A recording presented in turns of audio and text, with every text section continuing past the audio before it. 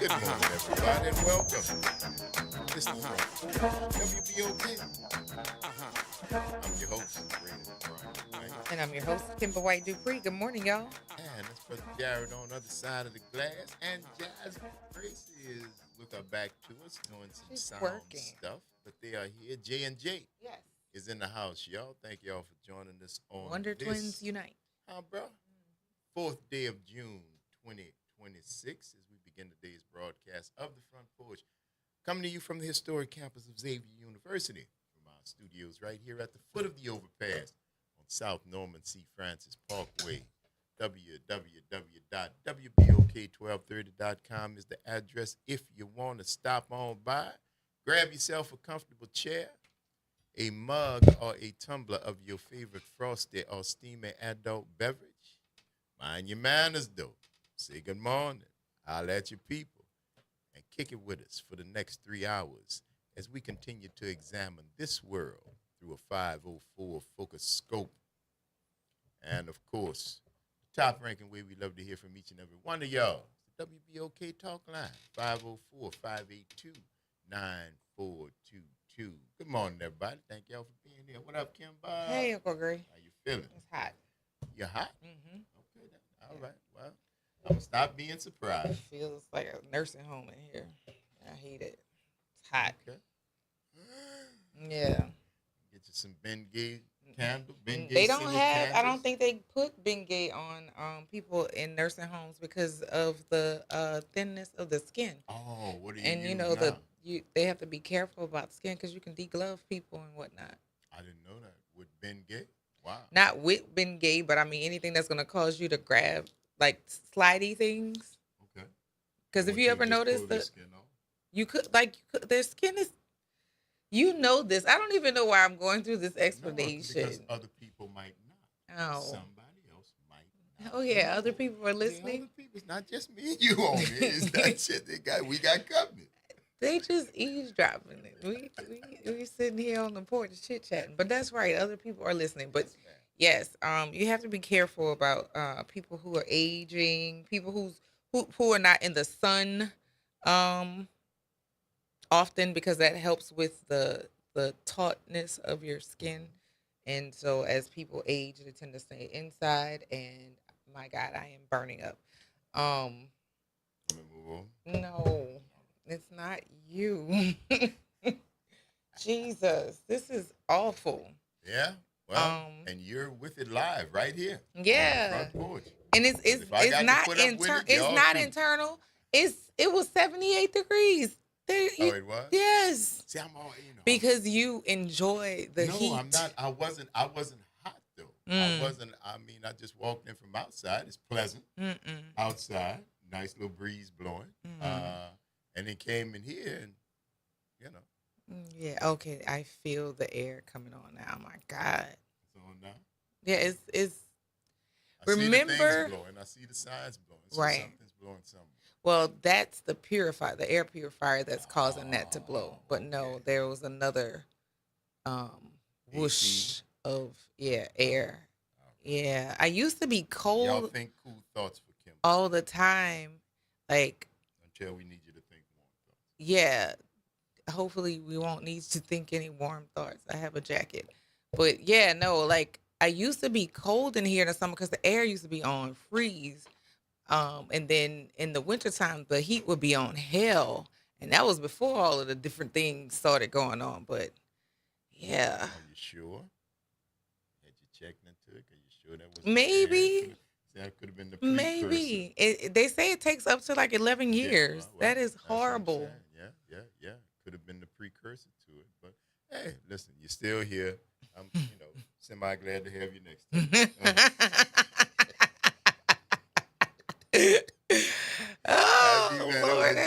mercy. cool. It's all My right, though. God. We gonna This get through is it, though. terrible. We gonna get through It's it. terrible. Like one of the symptoms that that I am hearing from other women my age, and that I'm reading from research is that there's a time that you wake up in the middle of the night between 3 and 5 a.m. I am not a morning person, and I'm on that schedule. I hate it. 3 and 5 a.m. Yeah. You wake up. Yeah. This morning I was hot. I wasn't sweating, but I was hot. Okay. And What it was time? just like it was like around 3:45. Mm-hmm. Yeah, that's not good. I hate it. I not good. hate it so much. And I be So changing. much. You And be mad with me. and not that I wasn't already clipped or sharp. It's sharper. I have had to stop talking to people because I want to say things that I shouldn't. So yeah. No, we ain't gonna blame the period. Bad. Ball Yes. on that. Nope. Yes. Because Nope. normally I can Nope. You just use feel some free restrict. to say, nuh-uh, hell no. Hell no. Stop, full stop, break. No. Oh, hell no. We not even going. Don't you go But another like further. for real. Because now you got permission. I do, Now, but yeah. also, So it's not the period. I have to stop talking because I Yeah. don't have it. I have Good. less of a filter now. So it's just like, It wasn't much there before.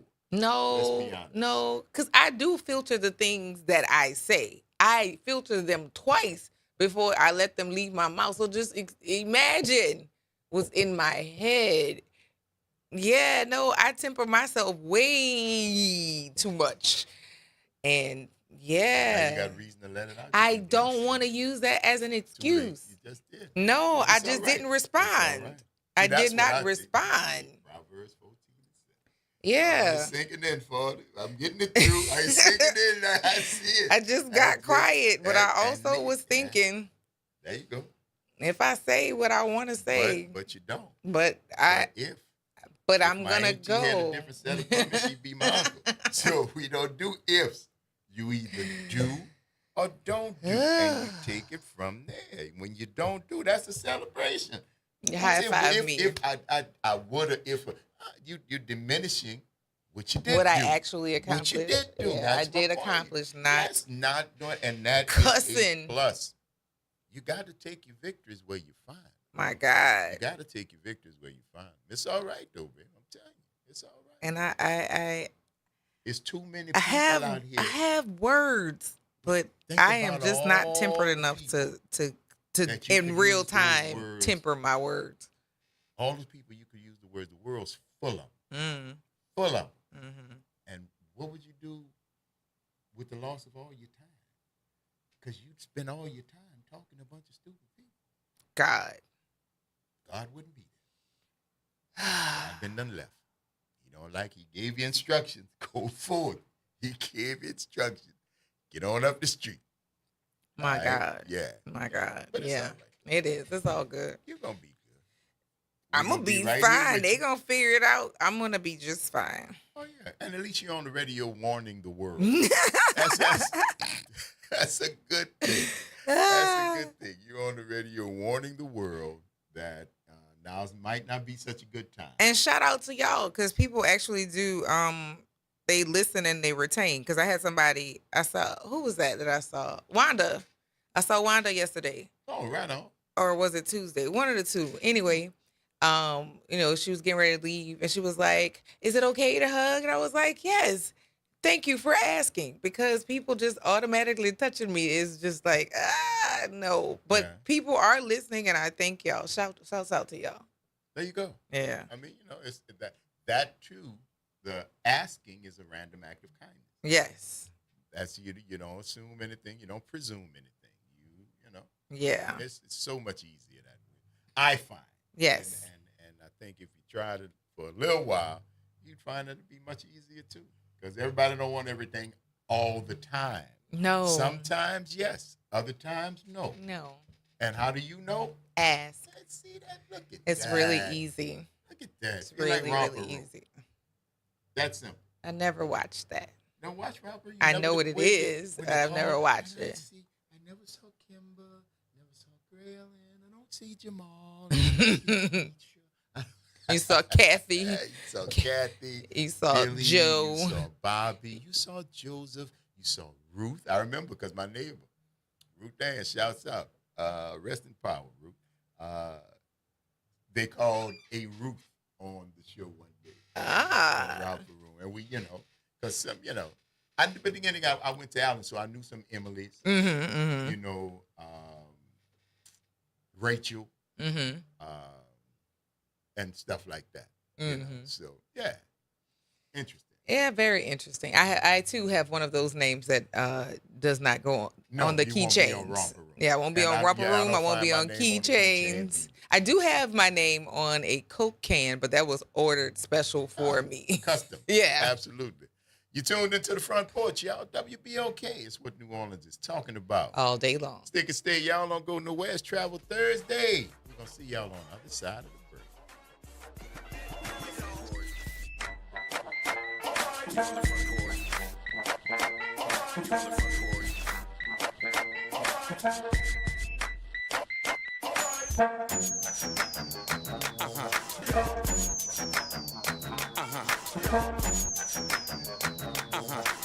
Hey, everybody. It's Graylin Bryant Banks And Kimber White Dupree. from the Front Porch. Some convos are too good to miss. Now you can pull up a chair to the front porch anytime. Just search WBOK Media and subscribe to the Front Porch Podcast. Download, share, and hit us with a 5-star rating because New Orleans culture deserves to be heard loud and clear. Good morning, everyone. I'm Elizabeth Kubel, and here are today's headlines. The New Orleans Police Department is set to discuss public safety enforcement after they say they learned about an upcoming illegal street takeover.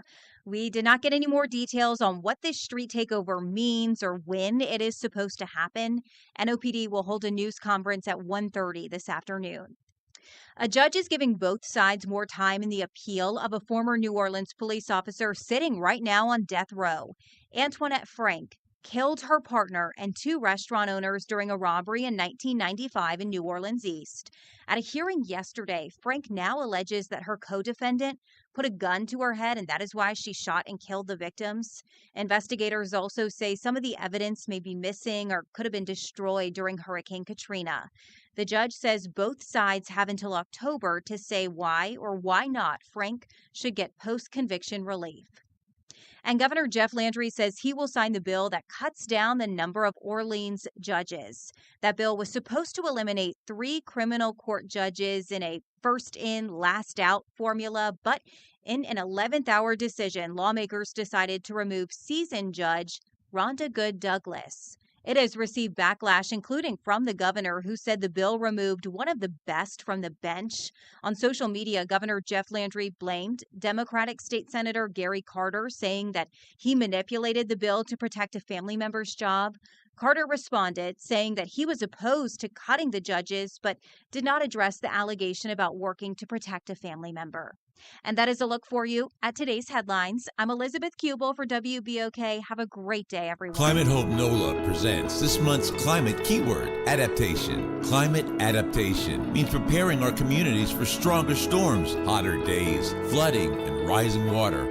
That means planting trees, restoring wetlands, protecting homes, and helping families recover stronger after disasters. In New Orleans, resilience is part of who we are and how we survive. Learn more, stay informed, and take action with Climate Hope NOLA. Visit Team Hope NOLA on Instagram to learn more. Life has a way of shifting priorities, changing needs, and pivoting plans. Home Bank is there for all of them. Their bankers partner with you for every step along the way, from understanding your needs to celebrating your success. Home Bank is invested in the vibrant spirit of our community and in you. So partner with them. Stop on by any banking center in the greater New Orleans area or visit home24bank.com to get started today. Good for business, good for life. Home Bank, a member of the FDIC. The Ron Kelly Show.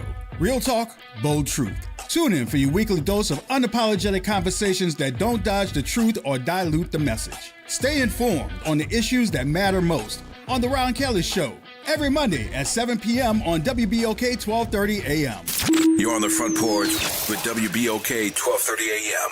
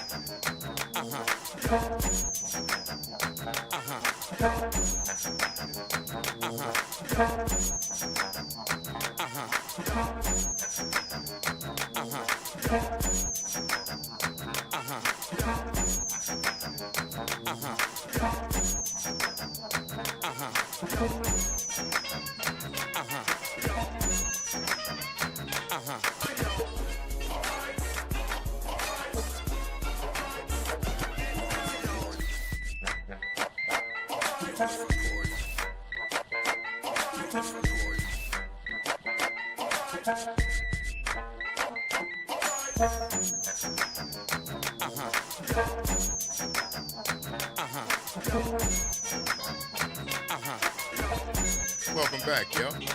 It's the Front Porch, WBOK. I'm your host, Ray O'Brien Banks. And I'm your host, Kimber White Dupree. Good morning, y'all. Jared and Jasmine on the other side of the glass. Y'all bringing it to you right here on this Travel Thursday. Thank you for rolling with us. And, you know, we talk all the time, Kimber, about New Orleans being the northernmost part of the Caribbean. Absolutely. You know what I'm saying? We talk about that all the time. And in that vein, there's an annual event that celebrates that connection. And guess who we got some company? We do. We have talk some about company what's going on. that are coming to represent the fete that is swiftly approaching because it's Caribbean Heritage Month.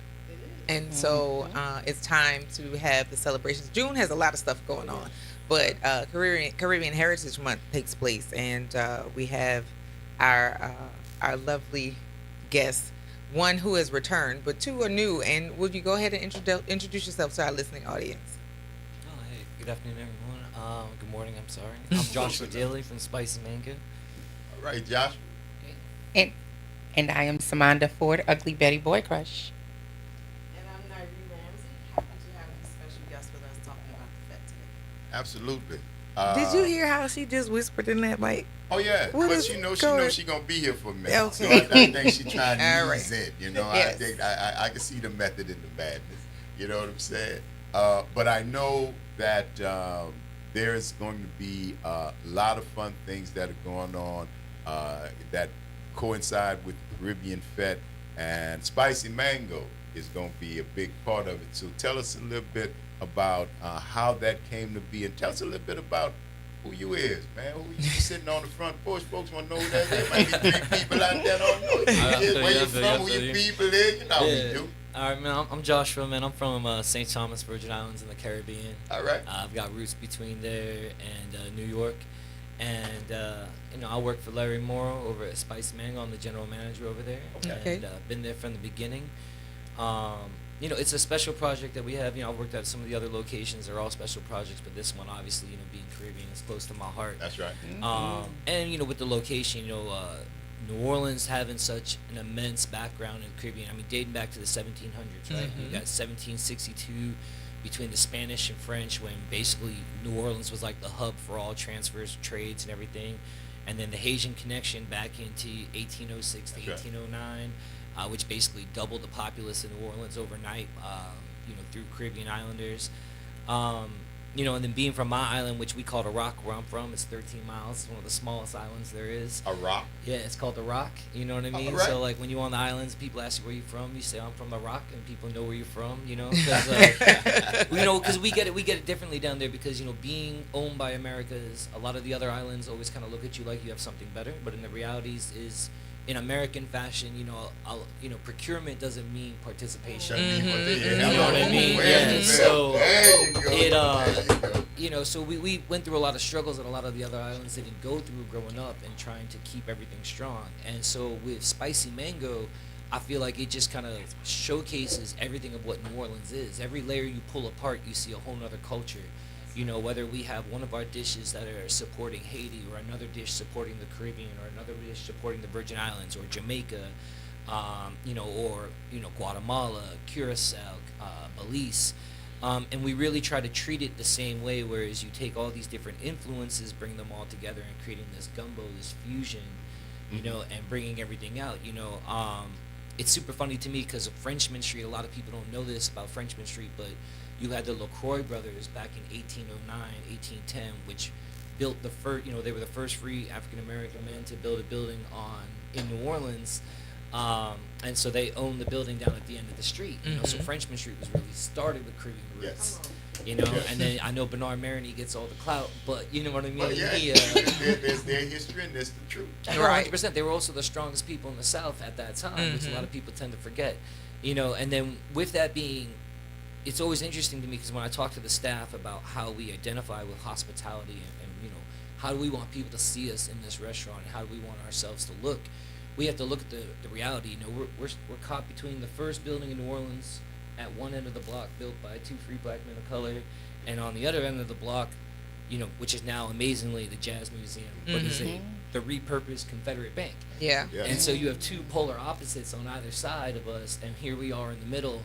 And I think it just kind of shows how time moves forward, and when as we would call it in the Caribbean, the trade winds that go through. If you're not watching the trade winds, then you're gonna get blown away. And so for us, it's about showcasing our excellence, showcasing New Orleans excellence. Having that hospitality where you feel like you just left out of Chef Lenora's living room, having dinner with her, but at the same time having that posh and understanding that you got your best dress on, you out here on the night that you on, and you celebrating life the way that you're celebrating it. So I think we try our best to showcase all that in ourselves, our atmosphere, our food, which is why to be a part of this festival for our second year in a row now is an amazing feat for us. Especially for myself too. This is my birthday month, so having Caribbean culture during the birthday month is another good thing. And when I was is your birthday? Oh yeah. When is June 27th? Okay. Yes, he's a So Cancer boy. Yeah. All right. Yes. And I'm here for it. I'm a Taurus. And so I was talking to my first babysitter last night on the phone because we were talking about the Caribbean culture experience that's coming up. And so my first babysitter is Lady Dashika, Queen Calypso. She's the first female Calypsonian queen in the Caribbean because it was always a male dominated thing, and I was very lucky with who my mom was and who she pushed through to have amazing mentors in my life growing up. Peter Tosh was one of them. Right. I used to live with Jimmy Cliff in Jamaica. Buju Banton, is considered like my, very close friend. His sister. Okay. Okay. You hanging out with Buju and Jimmy Cliff, Well, Buju's sister works out here. She's a officer out here in New Orleans. NOPD officer? Yes, Really? yes, she's a commander. Let me not say that wrong. Don't come get me. Yeah, she's a commander out here now. So a lot of people don't know this, but the thing about it is like we were talking about it, and she was like, well, are you excited to do this? Do you think it's going to showcase Caribbean culture? What are these ideologies? And in my time in America, in my time that I spent in New Orleans, because I've spent most of my time in New Orleans, and going through Katrina, going through everything else, and being here for that, not coming in after or anything else like that, it just kind of showcased to me that we really have how do you say it? Like we have a purpose here to kind of share and express the culture and what our roots are here in the culture, and and a lot of people, especially when you're looking at Creole, Cajun and everything else coming down from it. We need more culture and more events like this to kind of remind people where we come from, where we're going, and what's always going to be here. You know what I mean? Because New Orleans culture is a gumbo pot, and we're all here to cook. You know what I mean? Yeah. Absolutely. And so right now we have been going through the cycle of like making sure that we have a full, I guess, enmeshment or immersion of Caribbean cultures, and there's so many that can be named that we go through our daily life without even considering the influence that we've had, right? We don't pay attention to, or we don't name the fact that we have the influences of people from Haiti. We know it. We don't communicate it a lot. We have a very heavy Hispanic across many countries, because a lot of people loop Hispanic people into one bucket, and they're not all from the same area. Everybody's not from Mexico. Some people actually are from Spain. Some people are from the Dominican Republic, and they're just like it's spanned out. And we don't have, because we have so much culture here, we don't really take the deep dive into all of the many hands, cultures, and influences that shape what the city is. No, 1,000%. I mean, in reality too, like I feel like that's part of our objectives. You have to teach the younger generations that are coming in where we're from and what we're about, because you don't, who will? Yeah, exactly. And not just that, but then like you start to lose the appreciation for it. And I think that's not to say who's running the plan, but that's definitely a part of the plan. The more lost you are, the less guided you are to take steps. So, right. I mean, hey, I might just be a general manager of a restaurant, but I believe it all comes down to everything. How we. It's all interconnected, man. Exactly. We're all connected. Exactly. That's right. And right. Food, is that ultimate connection, because it's that thing you're putting inside you, is the way I see it. So, it's just a responsibility. It's a heavy weight that all of us, I think, more of us need to take on. Right on. And be able to communicate that. Just that knowledge and the history and the stories, and it's okay to sit there and let your grandma talk for 5 hours. If listen. you're blessed enough to have it, you sit your ass down and listen. That's what you need to do, and learn something. You're absolutely right, man. That's what we try to do. Give this forum so that we can talk about that. So we can have an opportunity to say that this city is one of the few in this country that actually has a culture, a real culture, and that culture comes from the melding of so many other cultures right here. And we just came to be New Orleans, little raggedy city at the bottom of the river that everybody in the world won't come to. Come. Wow. Amen. And been wanting to come to. Amen. You understand? And that's why we do what we do. Ugly Betty's in the house.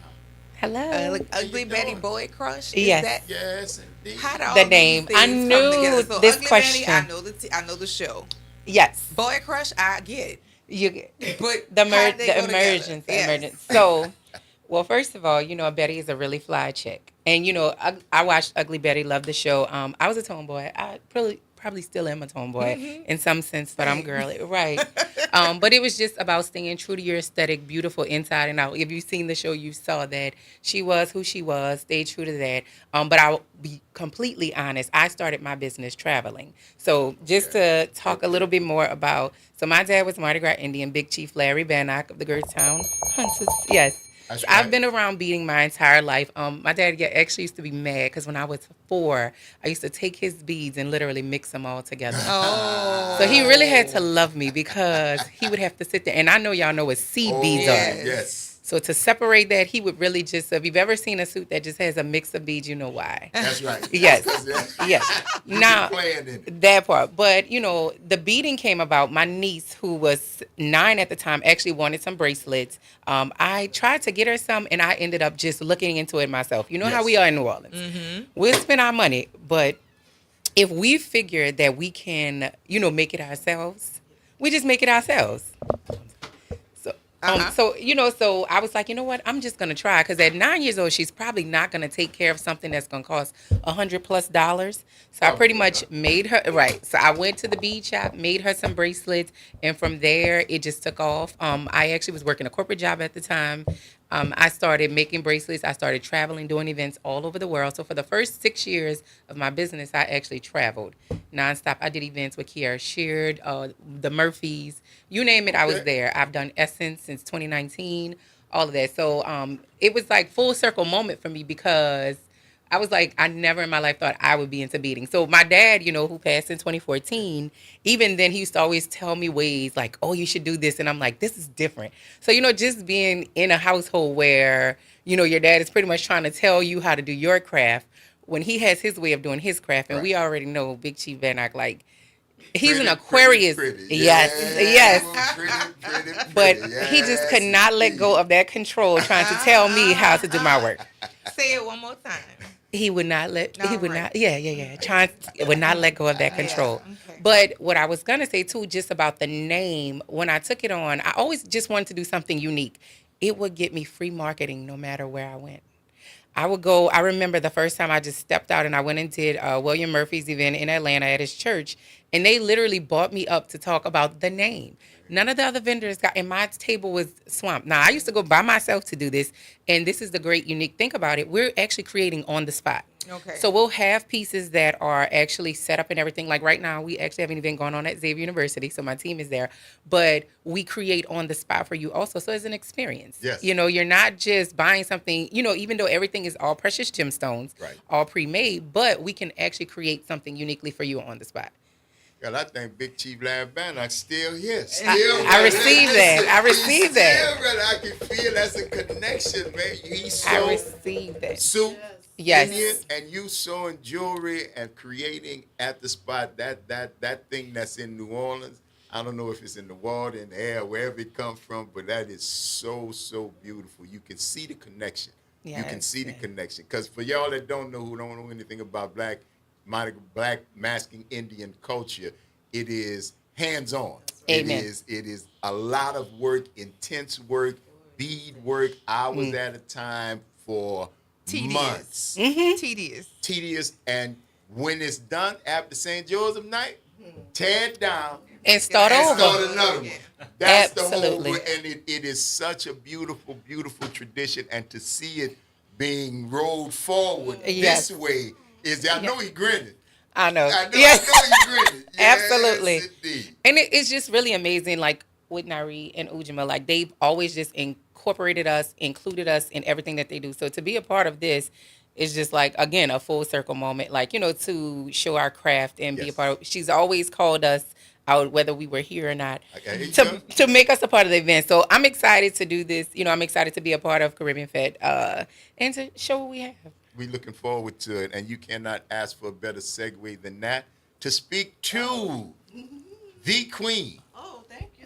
Oh, you're welcome. You ain't know you got a promotion. I started to wear a shirt that said princess, so I'm glad I didn't. That's right. No, I'm repping the Caribbean. You know the princess. Little queen. Yes, the young queen. And how did she insert herself in this? Elizabeth, we're shouting you out. Shout you out, honey. Hey, baby. All the time. That is the voice of Nairi Ramsey. Good morning. Good morning. You're the one that put this whole thing together as far as this morning. I'm not going to give you the entire credit of the Caribbean Fed because I know it's a team effort and a lot of great people are involved. But you're the one that reached out and said, can we come on the front porch? So that's why you're here this morning. Tell folks a little bit about Nairi. Oh, okay. Well, about 3 people out there don't know who you are. So they weren't listening that day. There you go. Nairi came to New Orleans in the 90s, fell in love and said, I need to live here. And I fell in love with y'all. Yes. Right? I fell in love with culture. And so it's really not much more to say other than Nairi is able to make connectivity come to life. And so what you've heard from our guest today is it in real motion. Yes. So, fun facts. I know JC's actually on our board, but I met him in the 90s. And so had always just admired his growth and his hustle in terms of his own culture and his entrepreneurship skill. And so, of course, when we were starting Ujima, which means cooperative economics. Familiar from Kwanzaa for some of y'all. It might sound familiar. We talk about this every year, guys. Yes. It's not 7 days out of the year. No. It is 365 lived principle. So yeah, let's talk about it. So cooperative economics and familyhood is what guides us. And so the family that JC and I were able to build, the family that I was able to build with Samanda, what she didn't tell y'all is she also was an intern for me almost 20 years ago. Okay. And so the other part of Nairi is good people find me, I find good people, and I keep them. That might be the Cancerian in me. But just being in admiration of her own commitment to her craft, her culture. And real talk, when I came here in the 90s, I was so impressed with New Orleans. And then when I moved there, I was like, well, where's everybody that I met? The drain is real, right? People have to leave New Orleans to be successful. And that broke my heart. Yes. It still breaks my heart. Yes. So this project is really a redemption project for me. Having to be displaced because of Katrina and being asked to come back to help rebuild was like, oh yes, absolutely. I'm all the way in. I was the city's first Black director of arts and tourism, and no one understands arts and tourism and hospitality like Black people in New Orleans. How you say, if it wasn't for all the Black people in New Orleans, what would New Orleans be? Nothing. Right? And so to the point of us being that gumbo with the best roux. That's right. That represents the Caribbean culture, that represents even European culture, all of it. Oh, it's all gumbo. It's all here. That's right. And so the beauty is we all take a pride in that, and we celebrate it in different ways. And so the Caribbean Fete is one opportunity to celebrate something that is here, that has been here, and that is on its come up in a different way. And when I say in a different way, because we are absolutely focused on Claiborne Avenue. Yes. And so we know the story of Claiborne Avenue in terms of its disinvestment when the interstate came, which was called the Monster by Community. We know the investment that was made by Black intellects, Black advocates, Black activists, Black community folk at the time to rebuild. And so there was always a pull and a push to do something with the space beneath the interstate. That's right. And so how could I say no to helping to do something with the space beneath the interstate for us, by us, of us? That's right. And so just a beautiful thing. My first home in New Orleans was in the Treme. So being able to work, live, and play in the Treme is what it is. All respect to all the neighborhoods, of course. Yeah. It's New Orleans. It's New Orleans. I'm from New York, so I know what uptown and downtown means. Right. And I respect that. And then, of course, I have Caribbean blood. So my dad is from Yardie, from Jamaica, from Kingston. He's talking about Buju. Jump, Jump, Naya Bingay is my song. Okay, that's my name, Naya Bingay. So it's all here, and New Orleans allows you to express that like no other city, right? Absolutely. So, yeah, we here, we getting it in. And Sunday, we June celebrate 7th. June 7th. That's right. It's coming up, y'all. Get ready. To get more information, all you need to do is go to the website. Yes. Which is ujima.edc.org, and we have a link to our Eventbrite, which actually lists all of the schedule. But the schedule is full, is jumping, and and to his point in terms of educating people, that's an important point, right? And so we do that through our culture. We do that through our dance. We do that through our self-expression.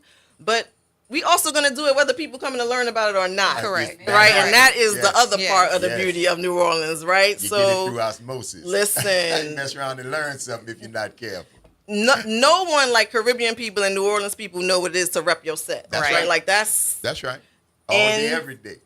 All day, every day. So those are the beauties of the world, in which how we meld. But in terms of the performance lineup, which is wonderful. Well, hold that thought right there. Okay, yes. We're going to talk about it. We got to take this quick break. Oh, Y'all, yes. can you hang out for a minute? Yes. All right. Wonderful. You're listening to the Front Porch. Y'all, WBOK is what New Orleans is talking about. All day long. Don't go nowhere. We're going to talk more about Caribbean Fete on the other side of the break.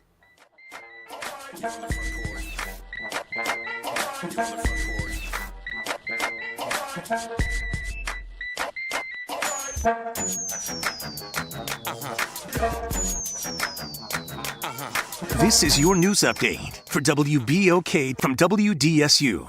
For all your news and weather, watch WDSU News, New Orleans' leader in live, local, late-breaking news. Today at noon and 4 p.m. Slightly drier feel to the air as we are looking at slightly lower humidity.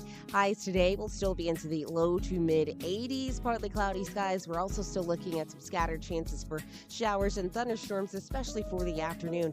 Not looking at a whole lot, though, compared to previous days. As we are heading into Friday on into the weekend, an increased chance for rain as Gulf moisture starts to move in our area. From the WDSU First Warning Weather Center, I'm Raven Reshar. Hoops, Heat, The Truth, on demand.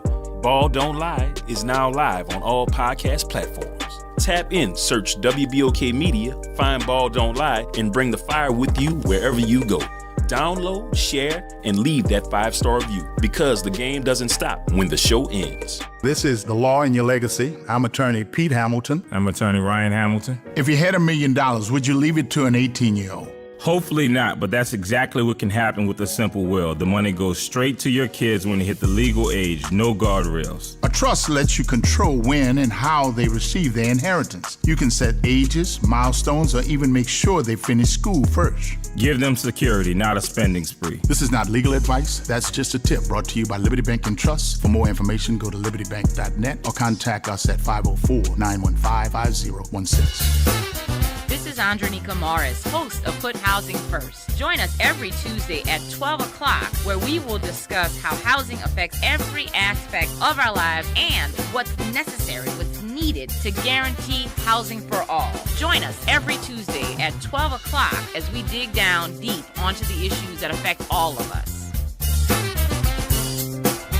Step back in time and experience the moments that shaped our world at the National World War II Museum, located in the heart of the Warehouse District in New Orleans. This world-renowned museum brings history to life, telling America's story in the war that changed everything, why it was fought, how it was won, and what it means today.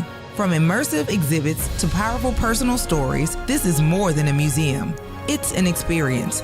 Plan your visit today at nationalww2museum.org. World War II Museum, where history lives. You're on the Front Porch with WBOK 1230 AM.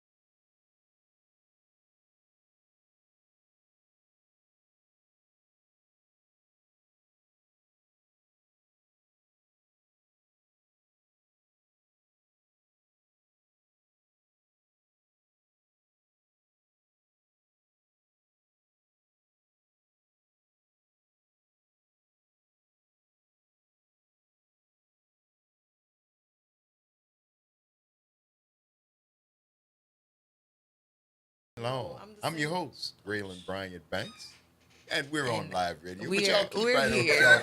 I'm your host, matter. Kimber White Dupree. We were having a little bit of Went discussion. into some astrological stuff, Yes, and y'all Aquarius. understand the Aquarius people started talking. And, We're the you know, greatest sun ever created. Thank you for that. I'm glad you recognize Leo. I'm glad you said Aquarius, that. Aquarius. That is Jared and Jasmine on the other side of the glass, and that's unsolicited customer testimony right there. God. Thank you. Thank you for that, My man. Lord, I'm my going to have to go buy Lord. me some ugly Betty girl crush stuff now. For my Aquarius. Yeah, there you go. Not too much. I'm sure it would, but, you know, waking up next to me pretty much makes sense. Yeah. Jewelry is nice, too. Oh, she's a Delta. We have Delta pieces. Yeah, she's a Delta. She certainly is. So disgusting. Baby, listen, I told Miss y'all. Mrs. Gloria Grand- Bryant yeah, Banks. no. Oh, you talking about Jacqueline Yes. Hill Banks? Yes. She a Delta. Yes. I can name my sisters-in-law. They Deltas. I can name my nieces. They Deltas. So let me save you here, because this is You the don't thing. got- Men are always like, what do I get? What is this like unique thing? So a year or two ago, I actually graduated from the Goldman Sachs program, Okay. and we had to do a new business plan. Right on. So I invested in myself, and I bought a custom engraver. Now, I'm going to tell you the truth. I've been through 3 engravers, so you already know how that goes. Because I had to figure it out. I had to master. So now it's mastered. But I do have a machine where you can actually customize a custom charm for them. And so you can get their line name, you can get their line number. I've been doing it now for a lot of colleges. When they cross the lines, they'll get like all of their line name, line numbers. So these are things that they can't get anywhere. Yeah. So I'm gonna make sure I leave you my business card. Please do leave your business card. Thank you. I'm, you know, You're not hearing what I'm hearing. Yeah, because You're not listening. You're hearing the words. You're not hearing the tone at all. We sell gift cards. do you? That's all right, girl. You're an entrepreneur. Absolutely. Circle back. Yeah, Now, do you do things? Do you custom make things for the guys? Do you have I absolutely do. gentlemen's bracelets? I do, and we have dad charms. Like we literally And have Father's these. Day is coming. Father's Day is coming up. Father's Day is coming up. Listen. I wasn't gonna bring this up, but since y'all brought it up, and you don't believe in coincidence, we went to Mother's Day, right? And at Mother's Day, we went to a very nice dinner. All the mothers, we got them there, and the idea came up at the table in this public place, and say on Father's Day they were gonna bring all the fathers to Buc-ee's. Yeah, that wasn't pretty for my family, cause I was not quiet. Y'all got to be I wouldn't out have did you your- that. And what? Oh, we sit. Y'all got roast prime rib, shrimp, fine china. Wait, you gonna bring us to the gas station? Yikes! Oh, it wasn't pretty. No, that wasn't. That It wasn't. wasn't. And I understood. It was It don't a matter. family It don't matter. outing together. You know, not for Father's Day. Oh, Y'all trying to get over, and y'all think you can't sneak down past this rooster. no. You understand? No, That you wasn't get what it was. You know, they maybe No, saw that baby. you had a liking for No, Buc-ee's. No, And so they were baby, trying to make baby sure. girl, No. love you, mean it. Gonna get some ugly better, but no. He no, said not no, today. No, Not today. that was that. I slammed the brakes on that in the public place, and people started laughing. People, because I was. Yeah, that was Don't not. do That that. that wasn't a good offering. Don't do that. No, Don't not do not that. for We Uncle are Grayling. sitting. Y'all are still chewing. Some of y'all picking prime rib out your teeth. Tell me you gonna bring me the buckets, you. And my mom was sitting there, so I couldn't really say. But she got it. She got to understood. say, Uncle, I wasn't part of that, no. She told me. She said, I wasn't It's part of that, no. it's always I the said, I mamas. know. Mom, she know, come on, I don't know nothing about no buckets. She would have gone. Right. She would have gone right along without a problem. But what was buckets? She said, what is that? So what's the new plans now then for Father's Oh, Day? it ain't Father's Day yet. That's not my choice. It ain't my decision. Because my suggestion went along with my nephew would say, how about all y'all go to Buc-ee's and leave us alone? Maybe that's why. See, that's exactly how. So it this went is my over question. there. Okay. See that right there? That's exactly what happened on Mother's Day at the table. So let me explain my response, and y'all can tell me if you said it was like, ooh, ouch, but also, yeah, because as a mom, I kind of just be wanting that sometimes. Absolutely. So maybe ladies Don't not feel go to bad. Buc-ee's. Just leave them alone. Just go. There you go. Just go, because we'll go So by I Ryan, we'll go by my understand. nephew. We throw some steaks on the grill, we'll drink, we'll talk, we'll laugh, and we'll take care of ourselves the way we always have. Amen. And Y'all that's go to why Buc-ee's. we wouldn't do it, because you always do that. Always do what? Take care of ourselves? Yeah, y'all are gonna find That's not okay. Yeah, but don't knock That's Buc-ee's, not right? okay. I know you think you're saving No, them. not Let's- Yeah, don't. It's the Buc-ee's, man. That's It's not the Buc-ee's. okay. As long So let's as think about it's the That's happy not a fair connotation with equivalence. Buc-ee's, it It's ain't not a working. fair equivalence at all. Buc-ee's. No Buc-ee's. Y'all call my family. No Buc-ee's. If you feel as bad about that as I do, I'll give y'all the number. So here's my happy medium. I think they should season all the meat for you all. Have it, Do all the prep. marinating so that they overnight. can do whatever they do. And y'all can do and whatever y'all just do have and to just go. leave you That's alone. a compromise. I'm good with that. That's a happy Matter of fact, compromise. you ain't really got to season the meat. And you could leave now. I love it. Big on the L. Just leave. Yes, Just indeed, leave. y'all. Damn we it, are having man. a great conversation here talking about the Caribbean Fete, and we are enjoying ourselves, but we got to take this quick break, y'all. You tuned into the Front Porch. WBOK is what New Orleans is talking about. All day long. Stick and stay. Y'all don't go nowhere. We're going to get to some more information on the other side of the break. That was great. That was.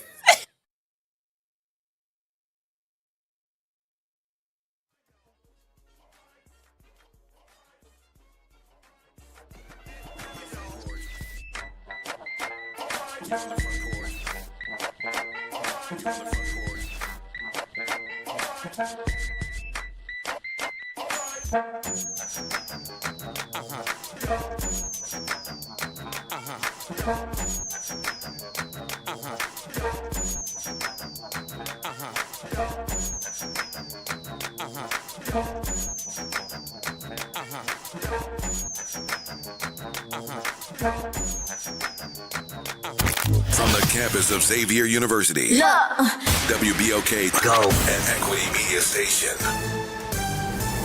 I'm Bree Wood with BIN News Now. A new Texas law requiring age verification and parental consent for kids using smartphone apps is moving forward as legal challenges continue. Attorney Travis Crabtree specializes in online issues. There are serious competing interests, the safety of our kids versus the First Amendment of the Constitution. Polling shows strong public backing for the measure. An Ohio man is speaking out after posting a viral video of his white mother, Julie Marie Wendell, using a racial slur against him during a heated altercation. Brian Wendell says the behavior isn't new, calling it something he's endured his whole life. The father of two says he's in the process of moving out of her house. And a Loganville, Georgia high school community is mourning the loss of a black 16-year-old football player at Loganville High School. Gunner Redding Bible died after a long battle with rare illnesses, including lupus, after weeks of intensive care. Get BIN News Now on demand 24/7 on the iHeartRadio app. You're on the Front Porch with WBOK 1230 AM.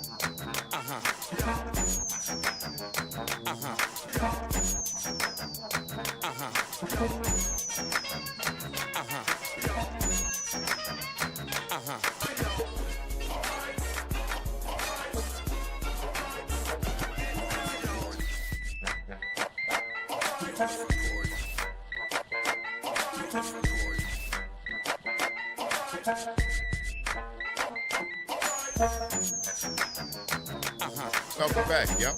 It's the Front Porch. WBOK.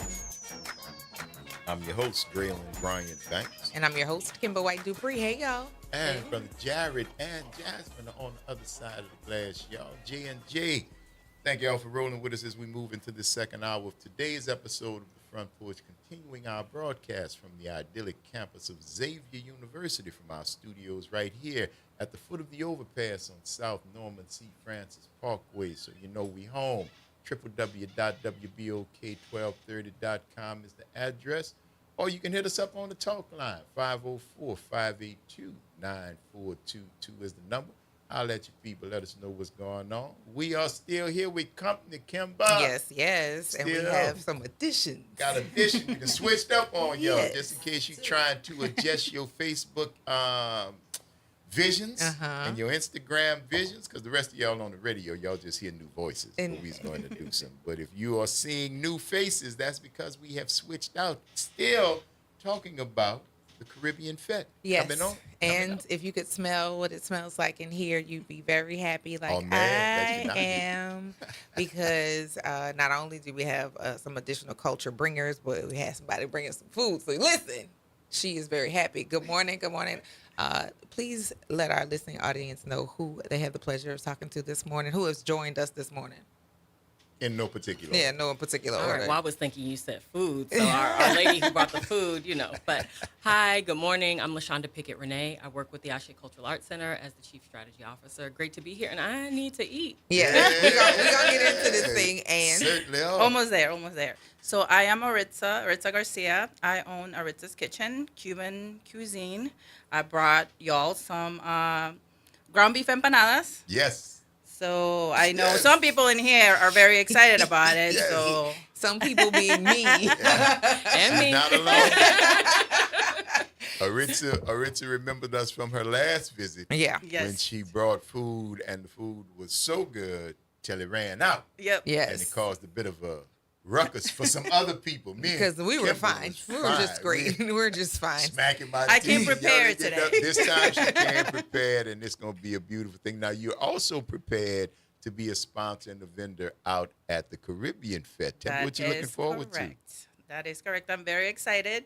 Looking forward to it. And, I was very happy when I was asked to be a part of it. So, I'm ready. All right. I'm ready to get, sell some empanadas, some Cuban sandwiches, so we'll be out there. You want me to do some ropa vieja? Oh, yes, I would. Listen, I'm familiar. If we can, if you're taking requests, yes. You would like to put that on the menu. Absolutely. I love it, man. There used to be a Cuban restaurant down here on a magazine called Liborio. Some years back when I was in the hospitality industry, but they had the best Because it's New Orleans food, man. Yeah. Cuban food, Caribbean food. It's New Orleans It's food. all of the stuff that we do here. All the stuff that we do, rice and gravy, seasonings, and that's what shredded is the old clothes, Yes, shredded beef old and clothes. rice Yep. that's seasoned together. It's just anyway. I think you're hungry. You're hungry. Definitely that. I am In hungry. the That's sense, because I have not. We've been so busy. Yeah, you I haven't even had my cracked your oatmeal I yet. haven't had none of that. That's what I usually do, but I'm having me 1 or 3 of them empanadas. yes. Okay. Listen, but before you do this, I just wanted to piggyback about the pieces that I was talking about because I said that you guys are joining us with culture and also with the food. Lashada, you also are a heavy hand in what's taking place over at Ashe, and when we talk about culture, we can't leave the African honoring pieces of that because that is without the African, New Orleans doesn't have the glue that it needs to continue on. And then the connectivity with the Caribbean, because everywhere they dropped us off, they dropped our drums, they dropped our music, they dropped the soul in the food that we eat. So I didn't want to kind of skip over that yet. Where I am getting ready to start eating, but I want to make sure that we highlighted why the Caribbean Fete is important and why it expands just beyond that one umbrella. Because Caribbean is not just what is tied to the islands that you see that are in the ocean. It has to do with the people who brought that here: New York, New Orleans, different other, California, those places. People from the Caribbean and from the continent all find spaces to figure out how they're gonna work together. So yes, now you do what you do because I'm finna give me something to eat. You did it before the break. She set you up for a slam dunk. A slam dunk that I'm about to alley-oop. I knew it was coming. I knew it was That's coming. my people. We know. But before the break, I was just talking about my ability to be a connector, right? Yes. And so that is the gift, the offering, the skill set that I bring with me wherever I go, and so excited to be offering it here in New Orleans. So the first segment, again, we were talking about the rich culture of Caribbean folks here, talking about Frenchman Street, the first building being built by our Caribbean brothers, the Crow brothers. And so, and him being from the Virgin Islands, and with Samanda doing the legacy of beadwork, right? And to your point, it's all connected, right? It has its roots somewhere. And so for this second portion, I had to extend that root even more to your point about, everyone who you see who looks Hispanic is not Mexican, right? And New Orleans is such a wonderful place. Like the Honduras culture is really big here. You have Belize people who have been here. That's right. And so it was exciting when I could find Cuban cuisine, because what's important this year is year 3 for us. Last year was the 25th anniversary. So it's like, 25 years we've been celebrating Caribbean American culture? Who knew? Was That's so right. excited to learn it, from Friends of Culture, another group that we have partnered with before. And so this year, to be able to kind of extend the palette of food that we're offering as we talk about the Caribbean was important. So I'm so glad that she said yes. Right? Like, no, yes, please, Caribbean food needs to have Cuban food, right? And to your point in terms of Ashe and the work that they're doing to, again, connect the African diaspora to what happens here in America is a big deal. We did get dropped in many different places, but guess what? We were also traveling before. Correct. Before We the were one they occupying talked other about. places. High, right? Yeah. And so, but there has to be someone who is kind of talking about that and big up in that history of ours. And so Ashe anchors the culture in that way, but also to add to her that Haitian roots. Yes. Hello, That's hi, right. To our other brothers. Yeah, listen, that's why she's here, y'all. Y'all gonna hear it all. But to his point, is when New Orleans culture doubled, right? They were coming from Haiti and hello, That's right? So it's all connected, and it's exciting when we celebrate that, especially at a time like now, right? Folks are trying to steal our joy, and we know how to still have joy in resistance. We know how to still have joy in spite of the things that want to trouble us. So it's a joy to do this work. Yeah, absolutely. So yes, she is here, and I wanted her to absolutely share that with you all. And then the last point in terms of just connecting, making the the dots do what they're supposed to do. When the ACE conference happened here in New Orleans, right, and Ujima was asked to participate, we immediately said, well, then Ashe is going to participate too, because again, if you're going to talk about economic development, cultural commerce is what we do here in New Orleans, and they've been doing it for 20-something years. Yes. And so we invited them, and Ashe, of course, took it to a whole nother level, As they do, and are continuing that work. But elevating the relationship to us in the Caribbean, right? And so that angle, again, is who we are. So please share more. I would love to. Thank you so much, Nairi. I feel like there's not much more for me to say, but I think the points around the African diaspora being what holds us together, right? That piece is we went in all of these places, and we are still we. So all of the people in the Caribbean and in South America and all in the U.S. and all the other parts of the world where we were taken, we still are, and we're still all the same people, even if we identify very differently culturally now and in other ways. One of the things that Ashe, besides, commerce, community, and culture being sort of the intersection of the work, in particular, it is about elevating the people, places, and philosophies of the African diaspora. Yes. So you can't talk about the African diaspora, in particular in New Orleans, without talking about the Caribbean. Right. We are the northernmost city of the Caribbean, as they say. And to Nairi's point, New Orleans isn't New Orleans without Haiti. Right. New Orleans isn't New Orleans without the independence and the liberation of that place. That's right. Right. It doesn't. This place doesn't exist as it is today without that. That's right. Right. And so us understanding, us honoring, us learning. There's so many of the people in this place that maybe have a sense but aren't really clear.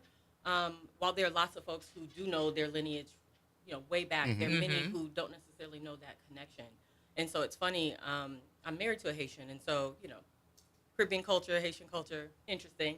And we always, as we do as Black people, look for connections. Right? And so that's right. Come to a new place, and you're like, what do we do alike? Yeah. What do we like alike? What do we know similar? Right? To look for those common bonds, because community is what we do. Right? Yeah. And so, my sister-in-law was talking one day, and she's like, we were talking about several folks and just kind of naming people's names, and she's like, oh yeah, we have those in Haiti, we have those in Haiti, right? Like, so if you look at your last name and it's looking a little Frenchy, you might want to, have some roots down. You might have some roots down in Haiti. You might want to do a little bit of research. If you can't find information before or beyond 1803 or 1804, you probably came from Haiti, right? Your people. So just having a sense of history and how it resonates with us today, as we're talking about 250 years of freedom in the United States. Nobel. Freedom down in the Caribbean was won and retained by Black people. That's right. And that spirit also lives here. So what we've learned is that the carnival is one of the ways that the African diaspora connects across the diaspora, right? So whether you're in the Caribbean, whether you're in South America, Central America, in the United States, here in New Orleans, in Treme, thank you. Yeah. We do a particular thing at a particular time of the year, right? That's right. That's and we all might have a little bit of different flair. Your feather might look a little different. A place might be a little different. But there's going to be some consistent things, right? There's going to be some beadwork. There's going to be a whole lot of peacocking. We're going to have some. That's right. We're going to have things, coming out, fuzzy things, furry things, glittery things. And we're going to have celebrate. And we will have dance. Yes. And we will have food. And we will have community. We will be together. We will be in the streets, right? And so that culture of carnival is something that we started to explore post the American Competitiveness Exchange, which is organized by the Organization for American States. Okay. And so this is a formal organization like the UN that brings together representatives of the nations of the Americas. So South America, Central America, the Caribbean, and the United States. Okay. Canada as well. And so they meet on a regular basis and bring folks who are working on economic development, community development, in government and other stakeholders that are important for kind of holding up the commerce of a place to the different countries to learn what they might be doing. And so it was in New Orleans several years ago. Asali, the current CEO of Ashe, participated in that. And as a part of that experience, then the relationship began. The woman at the time who was the undersecretary, one of the undersecretaries, was from Dominica. And so hearing about some of the initiatives that started here in New Orleans, so this is not a new concept.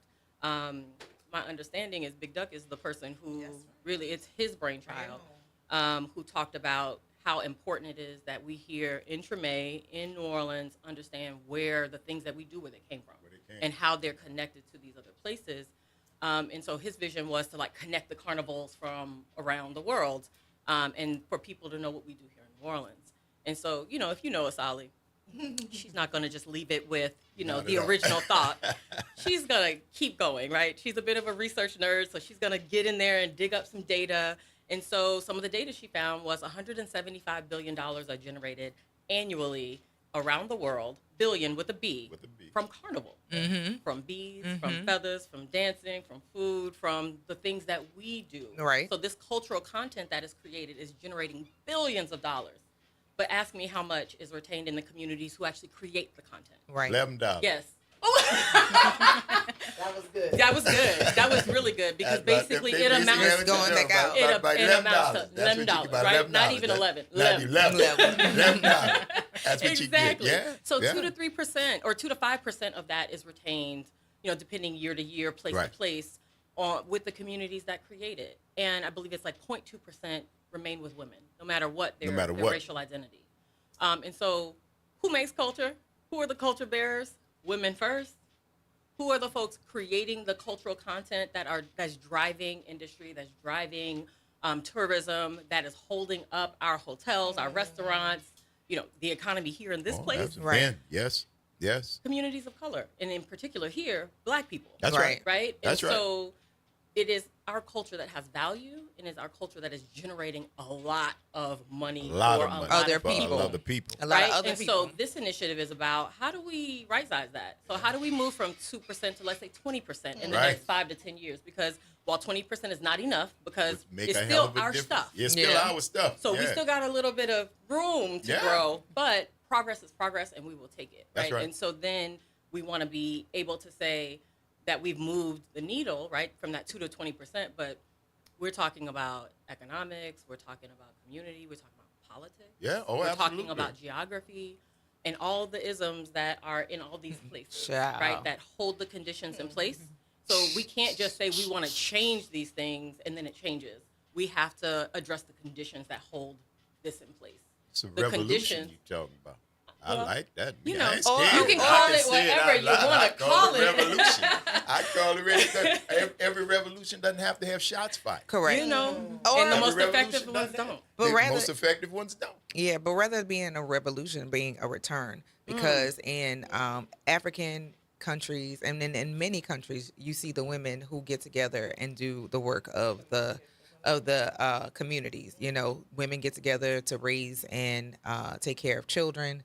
Those are communities that we see with a lot of teamwork and nobody's fighting over hierarchy. It's only when we start talking about money where the fight begins, and we always end up with the shortest end of the stick of that. But in this current movement, with the things that we've been faced with, I think everybody across the diasporic umbrella is now looking for ways to link with people, but not just for finance now, because we are recently seeing that the money is not really what secures the bond.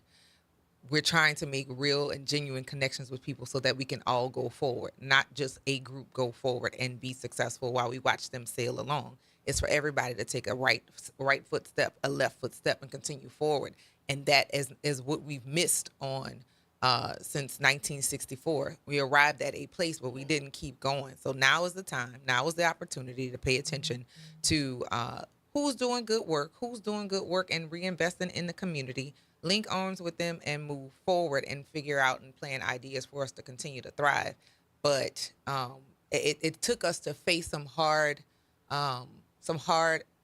realities about people that we thought who were around us that in the very least weren't trying to trip us as we were trying to move forward. But now that we see, it is time for us to, like you have said many times, get with people who have the like minds, who have the same goal in mind.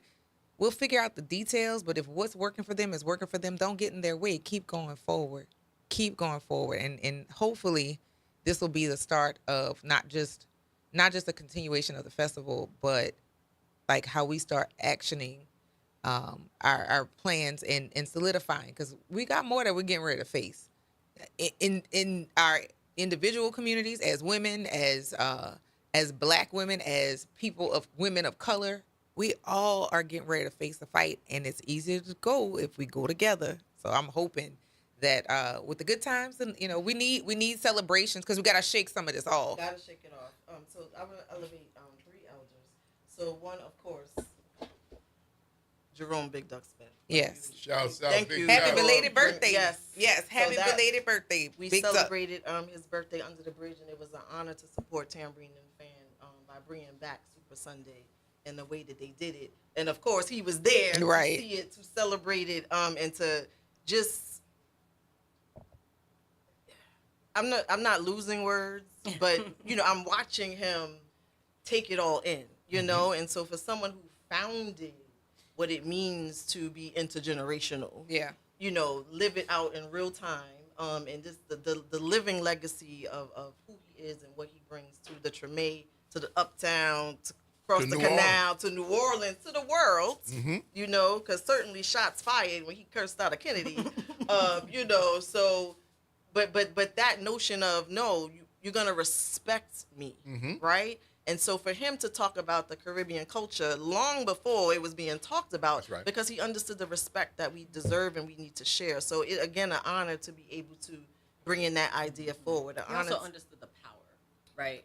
Listen, right. The respect is important, but it's that power. That's the powerful part of the fact that we are one, right? That we are the same people, and therefore we have. Some of the same goals and objectives, even if we name them differently. Oh, yeah. So we're looking for much of the same thing, right? Because the one goal that the other side have is to stop you from doing it. Mm-hmm. They only have one goal, and that's to stop you from uniting, stop the people who are melanated around the world from understanding that you're not a minority. Mm-hmm. You're actually the majority. In the world. In the world. And once those man-made barriers are pulled down, we start to see each other better. We can it again, I don't mind saying revolution. You in the midst of it right now. This ain't the first empire that done fell. I'm just blessed to be a part of it at this time in history. Listen, when you look at it that way, I am telling you, you are seeing the end of it. You are seeing now what it's going to bring is a whole nother question. But the fact that I think the last days of the American empire are amongst us. So recognizing our power collectively. Collectively, because when America goes down, we need to have a safety net. Right. Of like-minded, melanated people around the world. That want to see all like-minded, melanated people succeed, because that has been, like you said, all the things that plague all communities across every culture.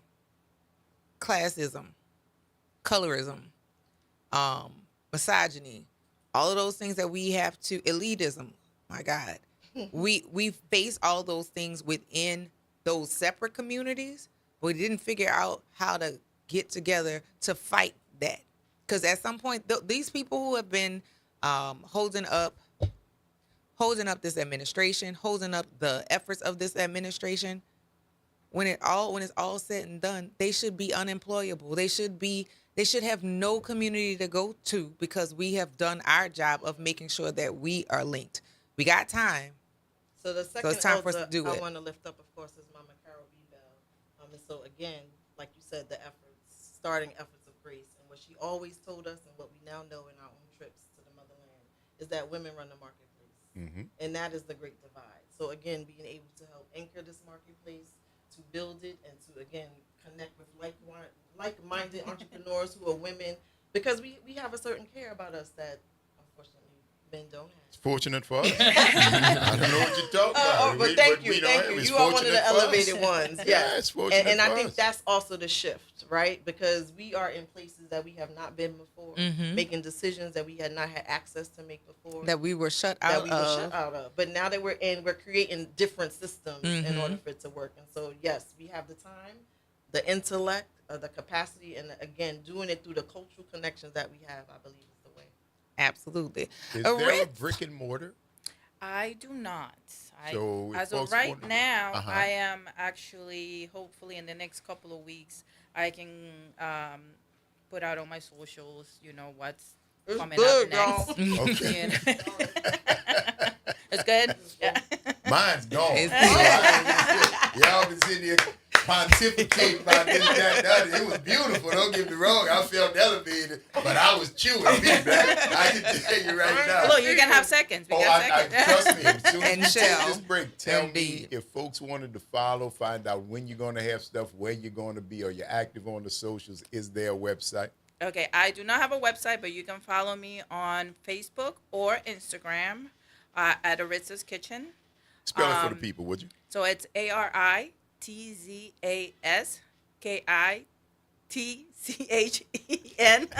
I think I misspelled kitchen. It would have been worse if you would have misspelled Aritz.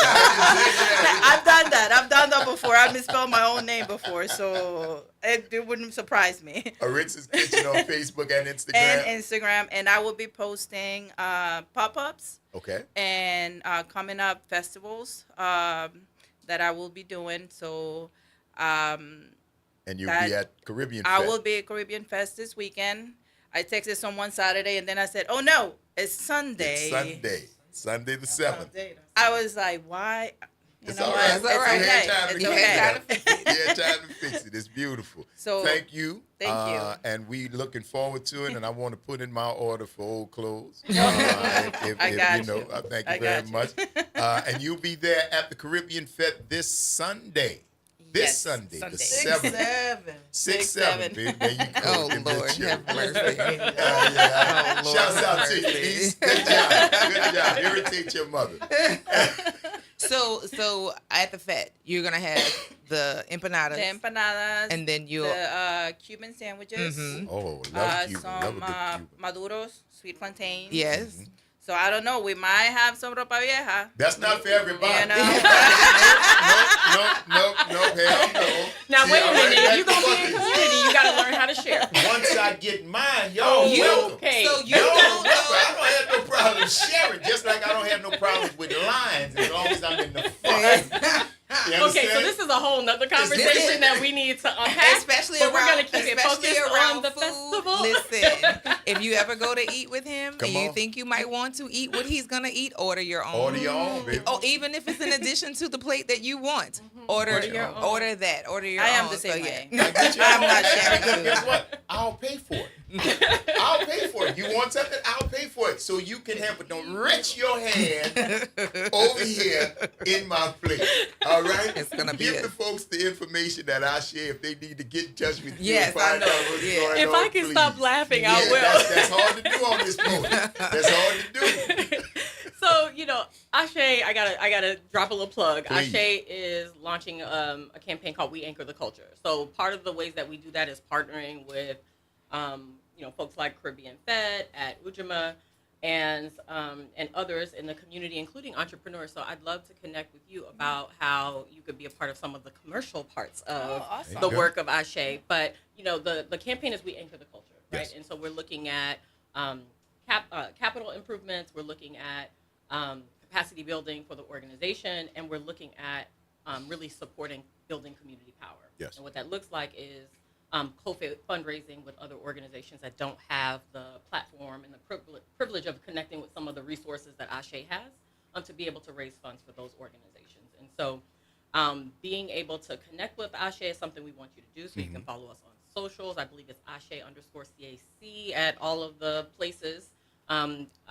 AsheNola.org also is where you can go to get more information. And, come by and see us. We have a beautiful birthright exhibit happening right now. There's something called the Mothership, and if you haven't been to it, you need to get there. Get there. And that address is 1712 Aretha Castle Haley Boulevard. Central City. That's right, Central City. We want to see you. We also want to see you at Caribbean Fed because we will have some of our community health workers who are artists who have been trained to translate health and wellness messages for our community present, connecting people to resources and information. And so there are lots of things that Ashe is doing in connection with culture, in connection and support of our community, and certainly understanding the power of commerce to be able to not just benefit the place of Ashe, but to benefit Central City, New Orleans, and really the region. Ashe really does do some work that is pretty extensive. And so come see us and learn more. Excellent. Now, see? She got the address. I said that she wasn't expecting no pop quiz. But in the meantime, tell us, madam, your information, where they find you, where they find you, how much is it set, how much is it on Sunday, all of that stuff. This is free. How much? Free 99. It's free under the bridge, Free under the bridge, as it always is and as it should be. That's right. So yes. You were giving your website? There you go. UJAMAAEDC.org. And that's for Nairi Ramsey. Ladies, thank y'all so much for coming out and sitting on the porch and telling us a little bit about Caribbean Fed, for supplying us with some wonderful crunchy, as you just heard, empanadas that are very, very, very flavorful. Delicious. And we're looking forward to the rest of them. Can I have 3 more seconds? Sure. 2, 1, 0. Ashe means, and so it is. So this is visionary work that is going to happen. Ashe. And so it is. That's right. Don't go nowhere, y'all. We got to take this quick break, but you're tuned into the Front Porch. It's WBOK. It's what New Orleans is talking about. All day long. Stick and stay, y'all. We'll see you on the other side of the break. I can make it when I find the islands. I can make it when I rest in now. Feeling light, I've been open. Feeling hot, I'm hoping I can make it while I open to life. I can make it when I keep the light. People come and people go.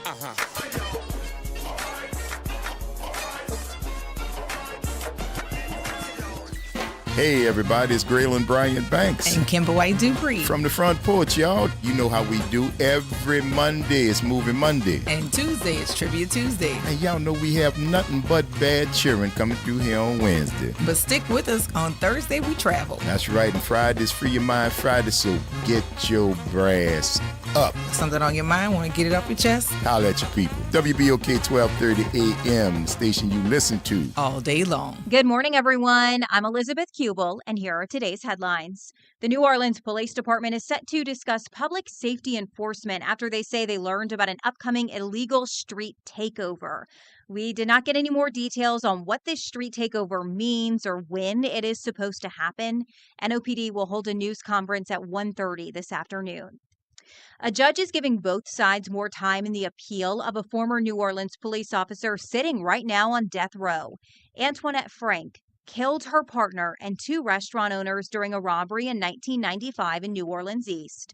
At a hearing yesterday, Frank now alleges that her co-defendant put a gun to her head and that is why she shot and killed the victims. Investigators also say some of the evidence may be missing or could have been destroyed during Hurricane Katrina. The judge says both sides have until October to say why or why not Frank should get post-conviction relief. And Governor Jeff Landry says he will sign the bill that cuts down the number of Orleans judges. That bill was supposed to eliminate 3 criminal court judges in a first-in, last-out formula, but in an 11th-hour decision, lawmakers decided to remove seasoned judge Rhonda Good Douglas. It has received backlash, including from the governor, who said the bill removed one of the best from the bench. On social media, Governor Jeff Landry blamed Democratic State Senator Gary Carter, saying that he manipulated the bill to protect a family member's job. Carter responded, saying that he was opposed to cutting the judges, but did not address the allegation about working to protect a family member. And that is a look for you at today's headlines. I'm Elizabeth Kubel for WBOK. Have a great day, everyone. This is The Law in Your Legacy. I'm attorney Pete Hamilton. I'm attorney Ryan Hamilton. When it comes to family planning, should you go with a will or a trust? A will is like leaving instructions to the court. It tells them who gets what, but your family still has to go through a succession, which can be costly and time-consuming. A trust, on the other hand, avoids court altogether. So when the time comes, everything transfers smoothly to your loved ones. It's a little more work up front, but way less hassle and expense later. Plan smart, save time, and take care of your family. This is not legal advice. That's just a tip brought to you by Liberty Bank and Trust. For more information, go to libertybank.net or contact us at 504-915-5016. This is Andronika Morris, host of Put Housing First. Join us every Tuesday at 12 o'clock, where we will discuss how housing affects every aspect of our lives and what's necessary, what's needed to guarantee housing for all. Join us every Tuesday at 12 o'clock as we dig down deep onto the issues that affect all of us. This is your news update for WBOK from WDSU. For all your news and weather, watch WDSU News, New Orleans' leader in live, local, late-breaking news. Today at noon and 4 p.m.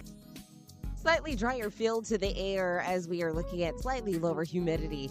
Highs today will still be into the low to mid 80s, partly cloudy skies. We're also still looking at some scattered chances for showers and thunderstorms, especially for the afternoon.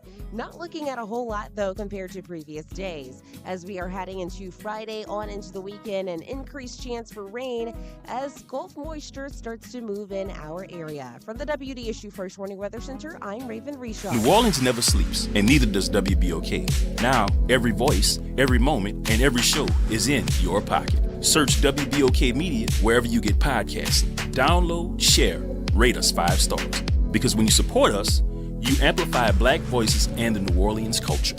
Life has a way of shifting priorities, changing needs, and pivoting plans. Home Bank is there for all of them. Their bankers partner with you for every step along the way, from understanding your needs to celebrating your success. Home Bank is invested in the vibrant spirit of our community and in you. So partner with them. Stop on by any banking center in the greater New Orleans area or visit home24bank.com to get started today. Good for business, good for life. Home Bank, a member of the FDIC.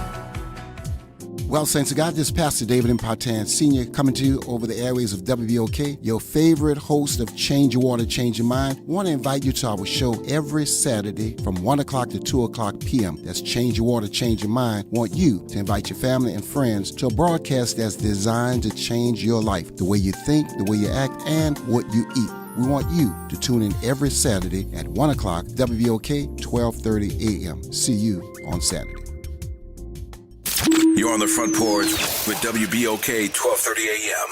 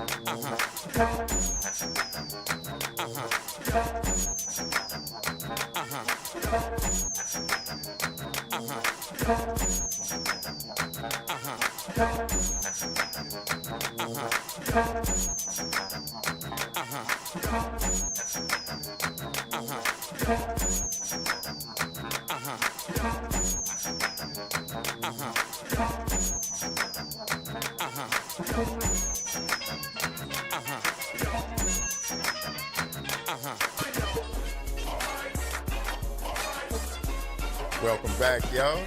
It's the Front Porch, WBOK.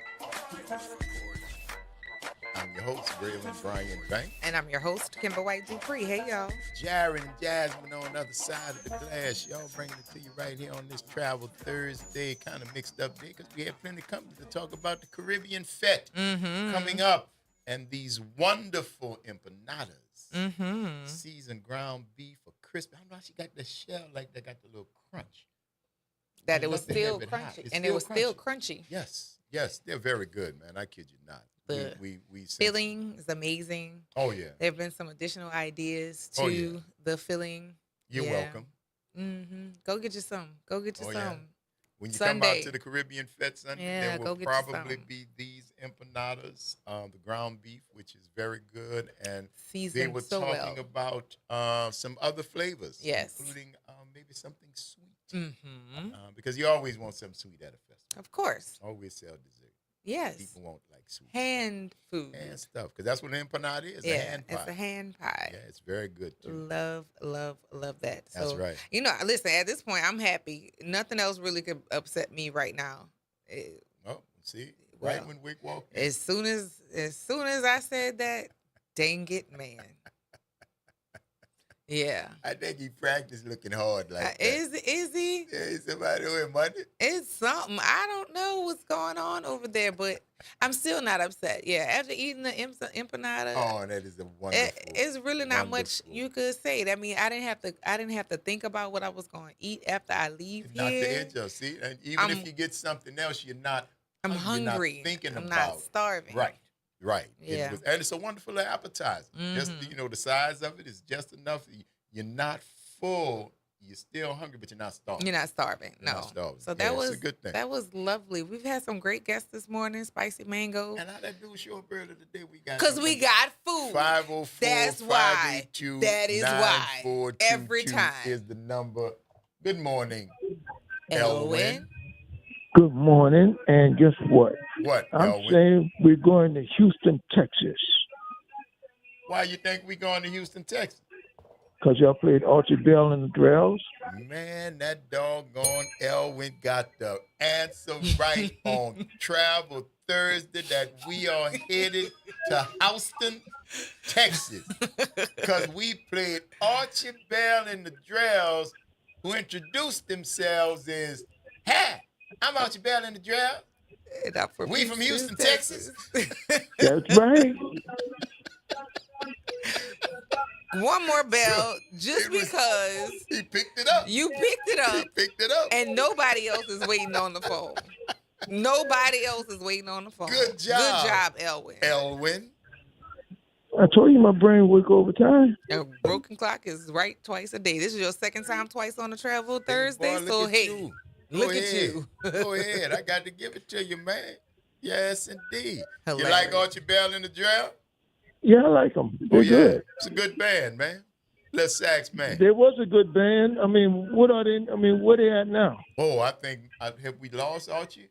I think Archie's transition, man. Yeah, I think so, man. But You know, they left the music, man. Them dudes was, Archie Bell and the Drells was hitting 40 years ago, and they were grown men then.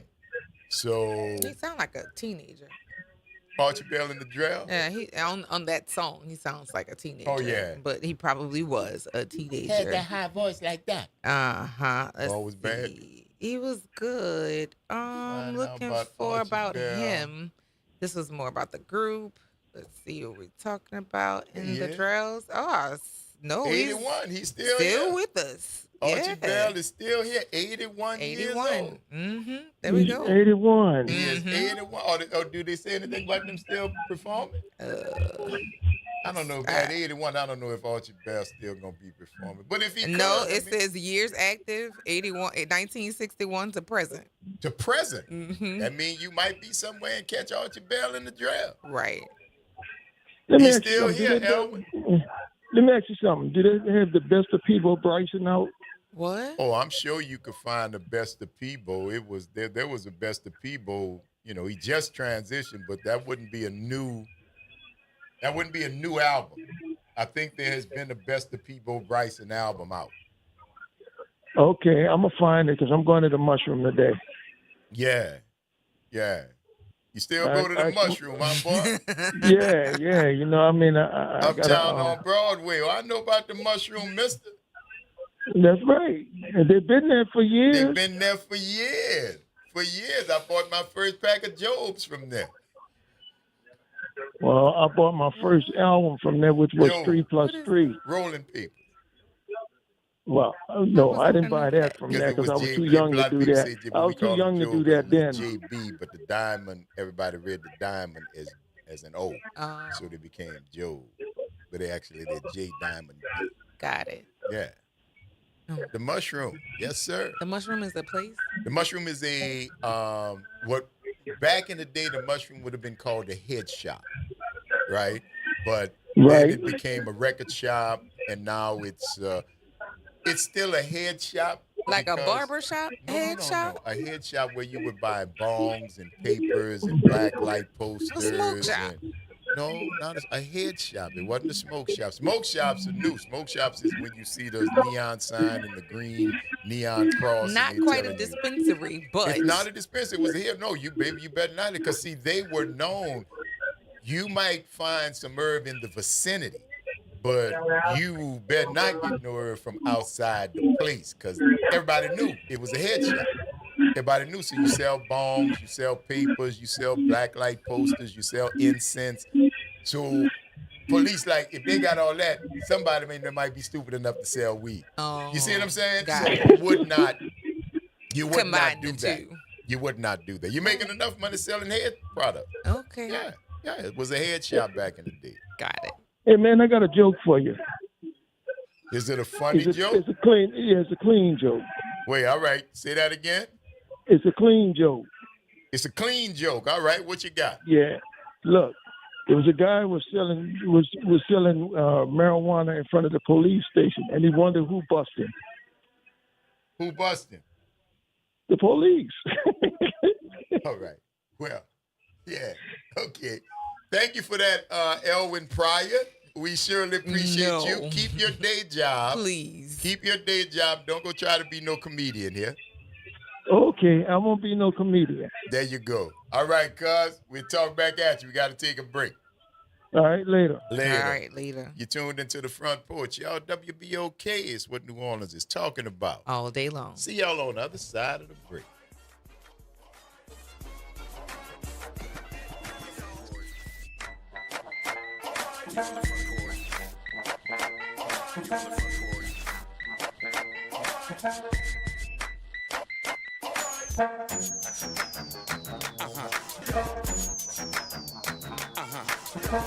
From the campus of Xavier University, WBOK Go and Equity Media Station. I'm Bree Wood with BIN News Now. Former Congresswoman Katie Porter has conceded California's governor's race. And it may take a few days here in California to have final numbers, but we know tonight that we will not advance to the general election in November. Early results show Democrat Xavier Becerra and Republican Steve Hilton in a tight race for first, with Democrat Tom Steyer trailing. Jury selection is underway in a closely watched Texas murder trial. Black 19-year-old Carmelo Anthony is accused of fatally stabbing 17-year-old Austin Metcalf at a Frisco track meet last year during an argument over seating in the stands. The defense is expected to argue self-defense. And the U.S. Supreme Court has approved a Republican-drawn congressional map in Alabama. The ruling overturns a lower court decision and allows the map to be used in the midterms, even as critics argue it weakens black voting power. Get BIN News now, on demand, 24/7 on the iHeartRadio app. You're on the Front Porch with WBOK 1230 AM.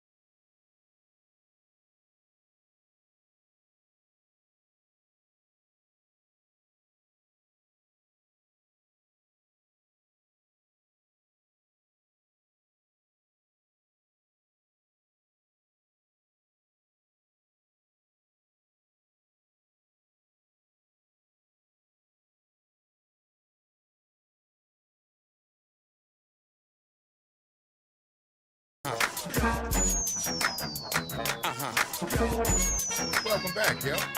It's the Front Porch, WBOK. I'm your host, Braylon Bryan Beck. And I'm your host, Kimber White Dupree. Hey, y'all. Jared's on the other side of the glass, along with Jasmine, making it happen right here, y'all. Thank you for sticking with us as we roll into this third and final hour of today's episode of the Front Porch. Continuing our broadcast from the historic campus of Xavier University from our studios right here at the foot of the overpass on South Norman C. Francis Parkway. www.wbok1230.com is the address, so you can hit us up on the talk line, 504-582-9422.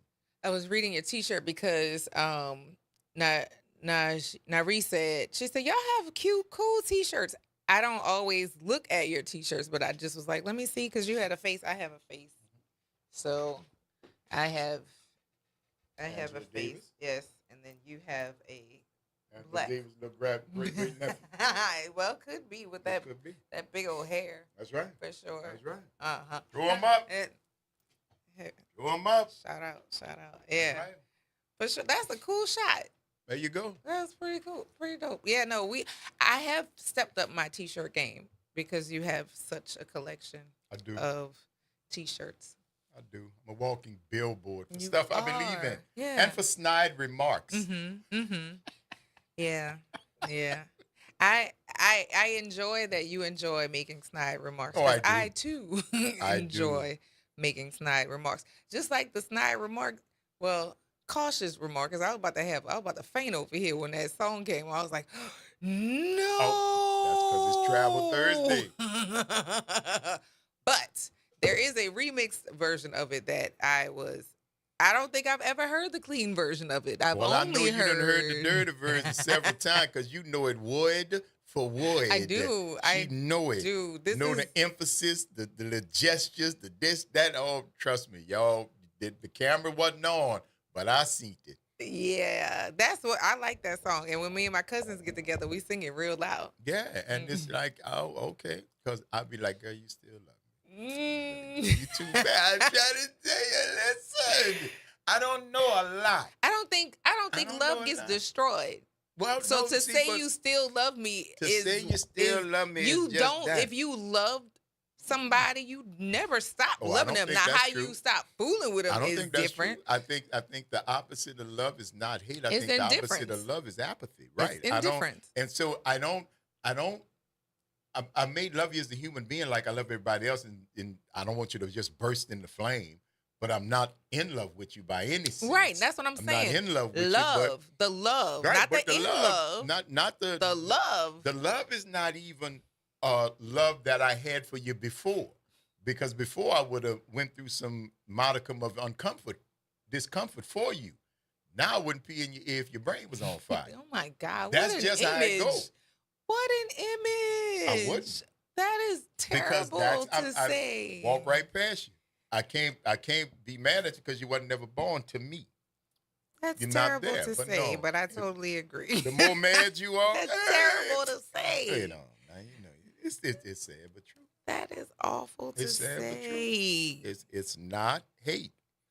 Hate is just as strong an emotion as love, because all that takes is go ahead. All right. You have to have some force that's driving there, but I don't think you have to. I don't think she hates him. She's upset with him, and she don't want to fool with him. Well, she don't hate him. But you wrote a whole song to me. See, I had to be upon your mind a little bit. You dig? And I'm not. I'm sorry. No, I inspired you, girl. You know I be getting at your muse. I make you all creative and whatnot. You remember? See that? Go to the next song. What's that girl? Eye Candy. We can't play it because it's definitely got way too much cussing in it. But you wrote a song about me, Mom. You can't get around that. I know you're trying, but you can't get around that. I inspired that. Forget verse. my ex, you can keep him. It's fine. It's fine. Not with those words, but hey. It's okay. Yeah. It's okay. I titillated your muse. I woke them up. I don't know if they would agree with that. But However, I am so glad that I have never taken the time to write my disdain for an ex. Which is good, because I think that is good. I love I the would idea be of so writing to mad get stuff out. I love the idea for of you to be writing patting yourself on the back after I'm trying to cuss you and clean I know you out. are, and I love it for you. I'm so glad I have never done that. I want you to do that. Because that would incense me. I know you do. And then if the song is a hit and you gotta go sing it, I'd buy a ticket to every show. Front row. I would be I'd have a neon suit on that light up so you could see me. I'd have one of them spinning tires. So I'd have, but the front, I would get with the promoter, and I would say, every city you go to, I would like to buy row 6 in the center, every show. Hook a brother up. And every show, row 6, soon as you come out, there go my time. Sing our song, baby. Sing our song. I would be incensed. I know you would. I win. Oh my God. I am so glad that I have never, because oh my God. I don't even know how I would function. I win. Having somebody taking joy off of something that I meant harm. Oh no, I would lose my mind. I win. Which is why I probably, I don't have that as an issue. See? But that would make me so mad. I told you the adage, when the world's most ardent masochist, that the world's most prolific sadist? No.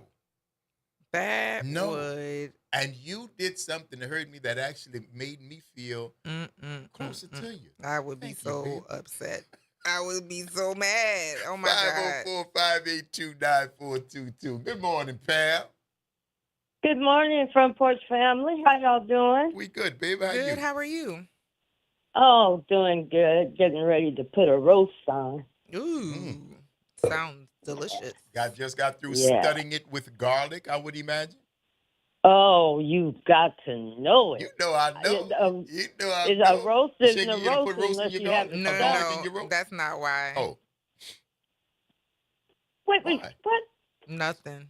No. Oh, no. Okay. See, I know. Now, see, No. I'll be guilty a lot. Pam, me and you getting to some stuff yet. Now, you mentioned the roast, and I said after studying it with garlic, and you said, oh, I know. You know it. And you started shaking your head. What was the hidden message in studying? I didn't say there was a hidden message. No, Black, we've talked about this. You didn't utter. You gonna have to get this specific. You didn't utter anything, but you said plenty. You said plenty. You didn't utter anything. So what is it that you're trying not to say? Nothing. Pam, did you get that? Not a thing. I got it. You got it. I'm right here. I'm right here. But like I said, I'm about to do a roast. And I'm going to stuff it. Stuff it. Not stuff. Not stuff. Stud it.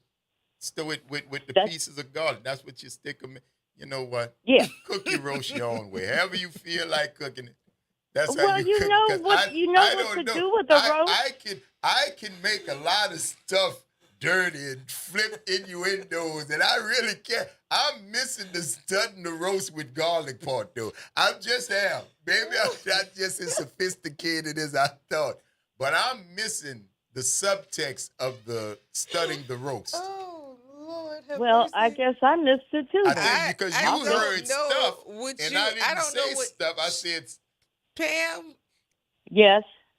Oh, you said you were putting your roast in the oven, right? I was about to get my roast put in the oven, yes. Mm-hmm. You said stuff. Stud. Yeah. Studded. Pam, did you say stuff or stud? I said. She didn't. No.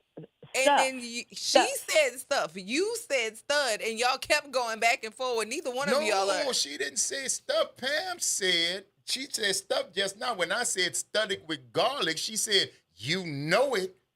And at that point, you started nodding your head. That's why I'm like, wait a minute. Nobody said stuff. Stuff didn't come up till later. This was after the head nod. You heard something. See, you just don't want to say what it was and you said heard. Studied. Because I said studied. That's how you do. You stud the roast with garlic. Make the little insist studied. S-T-U-D. Stud the roast with garlic. That's a technique. You just stick the little pieces of garlic in there. But some people just see, and I get the blame. I said nothing. I know you didn't with your mouth. I didn't say anything. All I did was just sit. I'm just sitting here listening. That's Pam, all. I don't know what that was, honey, but I hope you enjoy your roast later. So what you going to make with it? I'm in between two things, but I think I'm going to go. Honey sounds like he wants me to do my mac and cheese because I put plenty of gravy. I like plenty of gravy when I do a roast. I don't like skimping, tipping the pot, trying to get some gravy.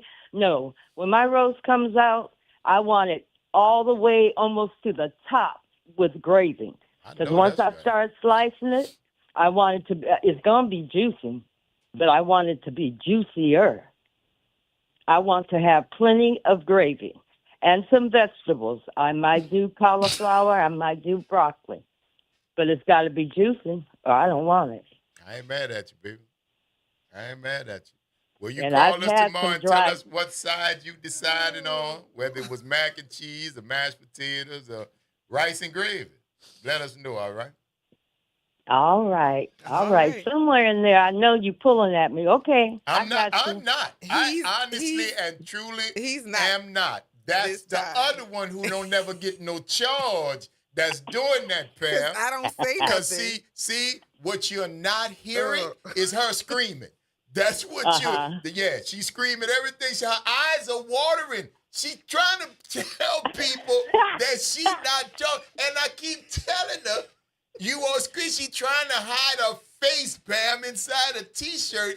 Like we won't know. Like we gonna mistake that's Angela Davis making it there. I am not saying It's okay, a blessed Pam. word. Pam, All I am you good. doing is listening. You That's good, it. Pam. And I want to I'm thank you. good. And let us know what you decide on, all right?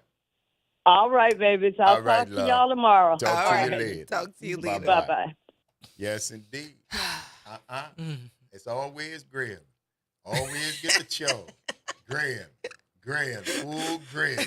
You just saw Graham, how you be doing that, girl. Ooh, Graham, why you say that? I didn't Ooh, do Graham, anything. I why didn't you say making- well, I didn't say anything. So Utter. you take that. You You didn't took the utter. chance. You took the time to go through. I tried to say what it was that I was You ain't laughing never at. said I what don't it know. was. I You didn't did. try. You were an educator. You don't have to try to say anything. You can 6, just 7. say it. I don't know. You can just say it. No, it's okay. See? It's That's fine. my point. It's fine. That's my point. Y'all can say a lot about me what you want, but I be saying stuff so you know exactly. Oh Lord, have So mercy. I don't know. Good luck with that roast, Pam. Whew, Father.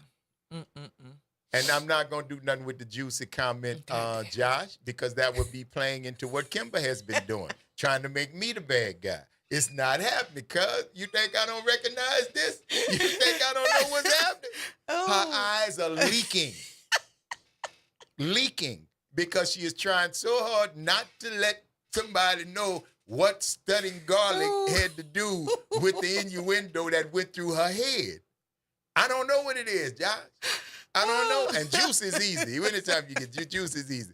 This was studied roast with garlic. I'm still trying to get it, cuz I never said stuffed. I'm tired. I never said stuffed. I It's said okay. studied. And here we go. So I'm telling you, I'm missing something. I don't mind. I ain't boy. perfect. But I'm going to get it probably on the break. As soon as she gets her napkin, get through wiping her eyes. It's just This is the second day I've been in here. second. And for laughing the and same crying. reason. For the exact same reason. For 'cause not you were saying for anything. not saying, not uttering. That's what you, Oh God. for not giving an utterance. Right. I'm not gonna. I know, do but it. that's why the tears. And y'all go back and watch the tape. Because I know I got a pretty good memory despite bad habits. Oh my God. But I know that I said studying garlic in the roast, and that was it. I heard Pam say stuff. Pam didn't say that you were not. See, that's what I'm saying. She did say stuff Okay. after you started not, because she didn't start saying stuff until she was repeating the thing again. That's when she said stuff. I said, no, I didn't say stuff. But the first time I said studying, she said, yep, you know it. See, you heard something. You heard something different before we got to stuffing. And that's what she said, nah, cuz. I got a pretty good remembering. I started, and you just started shaking your head like that. And I said, wait, what? And I'm running it back in my head. Wait a minute. Okay. Roast, season, studied with garlic. I have no in the idea. oven. Probably something with Method Man. Yes, let's say that. It was probably something with Method Man. Sure. With the roast? Why not? Why not? Josh put that in as an that's offering. Josh said Yeah. probably something with Matt. Probably. Josh, I don't know. Could have been, I don't know, cause I take my charge. I don't run from it. You know me. I take my charge. I didn't say anything. Yes, you did. I did not. You didn't utter anything. But you said, you said, why you laughing, George? Just like yesterday. Just like yesterday. Trying so hard not to say nothing that you could see the tuning in, trying to, same thing today. Mm-mm. I don't know, bro. No. Y'all see and a little bit of insight into my life. You know. I mean, no. What? See, she knows. See.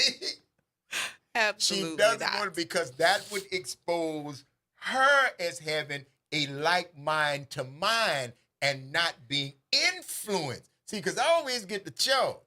But this time, that wasn't my charge, and she know. That's why she don't want to say nothing, because then tables would be turned 6-7. 6-7. The tables Not would be quite. turned 7-6. Because there's some things I still am learning. This case, just this one. There are just some this things case, that I'm still just learning. The My studded God, I garlic. really need to wipe my eyes. Again, with the eye wiping. That's guilt coming out of Is it? I don't know, because I didn't say anything. Didn't utter. Whatever. It's the Front Porch, WBOK. It's what New Orleans, some of us are talking about. All day long. Part of the day. Or just being when quiet. When they don't want to, we'll see y'all on the other side quiet. of the break. It's radio. How you going to be quiet?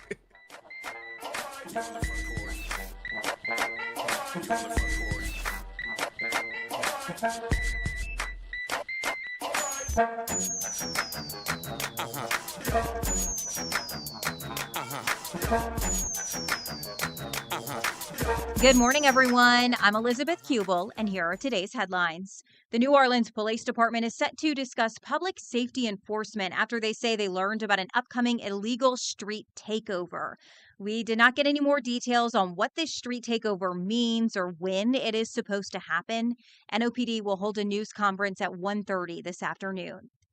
A judge is giving both sides more time in the appeal of a former New Orleans police officer sitting right now on death row. Antoinette Frank killed her partner and 2 restaurant owners during a robbery in 1995 in New Orleans East. At a hearing yesterday, Frank now alleges that her co-defendant put a gun to her head, and that is why she shot and killed the victims. Investigators also say some of the evidence may be missing or could have been destroyed during Hurricane Katrina. The judge says both sides have until October to say why or why not Frank should get post-conviction relief. And Governor Jeff Landry says he will sign the bill that cuts down the number of Orleans judges. That bill was supposed to eliminate 3 criminal court judges in a first-in, last-out formula, but in an 11th-hour decision, lawmakers decided to remove seasoned judge Rhonda Good Douglas. It has received backlash, including from the governor, who said the bill removed one of the best from the bench. On social media, Governor Jeff Landry blamed Democratic State Senator Gary Carter, saying that he manipulated the bill to protect a family member's job. Carter responded, saying that he was opposed to cutting the judges, but did not address the allegation about working to protect a family member. And that is a look for you at today's headlines. I'm Elizabeth Kubel for WBOK. Have a great day, everyone. This is the Bloomberg Black Business Beat. Spelman College president Rosalind Brewer came from the business world. She's held posts in the C-suite at Starbucks and Sam's Club and was CEO at Walgreens, making her one of the most successful black women on Wall Street. And now she's trying to take some of that experience in business and use it to help Spelman. One of the things I've committed to this Board of Trustees at Spelman College is that I will try to bring as much business to this institution as I possibly can. And that would be through a new financial or business model. You know, we live off of very few sources of revenue. But if we looked at our institutions through the lens of what we could monetize, things like our online learning programs, that right now through the number of, high school students that need certifications, could we provide those? Spelman was recently one of several schools that billionaire Arthur Blank donated to. I'm Bloomberg's Justin Milliner on the Black Business Beat. Lowe's has the brands pros trust to get the job done. You can now shop new Catalyst fencing solutions and save big when you do. 10% off when you buy in bulk.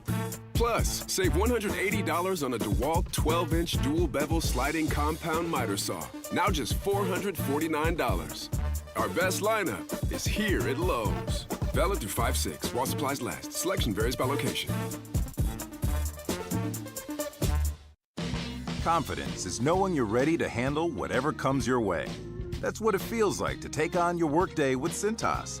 They make sure your AEDs are up to date, your fire extinguishers are tested and inspected, your floor mats are cleaned and delivered, and your workwear looks good, feels good, and is freshly laundered with the Cintas Apparel Plus program. So are you ready to take on today? Visit Cintas.com and get ready for the workday. It's Off the Top with Norman Robinson on WBOK 1230 AM. Louisiana has one of the highest incarceration rates in the world when adjusted per capita, not to mention its dubious distinction of locking up a higher percentage of its residents than any other state in the entire country. As if not satisfied with that sorry record of infamy, here comes Governor Jeff Landry, our lord of lock 'em up and throw away the key, with a $798 million corrections budget proposal to add even more beds at the state penitentiaries to imprison even more residents. Now that's an $82 million increase for the correction budget, while at the same time slicing the education budget by $165 million. This makes as much sense as tits on a chicken. Critics opine that it would make far more sense to use that revenue on education and mental health programs. Moreover, it would be less expensive. Here's the breakdown on that. It's costing about $23,000 to $30,000 a year in Louisiana to incarcerate someone, compared to roughly $15,000 a year to educate a student K through 12. Sadly, state taxpayers are spending around $10,000 to $15,000 more a year to keep someone locked up than they spend on a child's public education. And ironically, it's the governor who's adding to prison overcrowding via his harsh so-called prison reform policies. The number of prisoners paroled during Landry's tenure has declined to its lowest in 20 years. Critics say it's because parole decisions are not made by the parole board anymore, but are being made according to computerized algorithms. You know, there's an old saying about programming computers: garbage in, garbage out. My message to the governor and his supermajority conservative GOP allies in the legislature is stop treating people like garbage, damn it. This is Norman Robinson, Off the Top. Hello, friend. Tavis Smiley here with a special announcement. You can catch my show at a new time. Weekdays from 1 p.m. to 4 p.m. Same great topics, same great guests, same great conversations, just a little earlier in the day. It's Tavis Smiley, weekdays 1 to 4 p.m. only on WBOK 1230 a.m. What New Orleans is talking about. The New Orleans Jazz and Heritage Foundation is the nonprofit organization that owns the New Orleans Jazz and Heritage Festival presented by Shell. With the funds generated from Jazz Fest, the foundation invests in Louisiana communities through economic development, cultural enrichment, and free educational programs. To learn more about the New Orleans Jazz and Heritage Foundation, please visit us at www.jazzandheritage.org. Step back in time and experience the moments that shaped our world at the National World War II Museum, located in the heart of the Warehouse District in New Orleans. This world-renowned museum brings history to life, telling America's story in the war that changed everything, why it was fought, how it was won, and what it means today. From immersive exhibits to powerful personal stories, this is more than a museum. It's an experience. Plan your visit today at nationalww2museum.org. World War II Museum, where history lives. You're on the Front Porch with WBOK 1230 AM.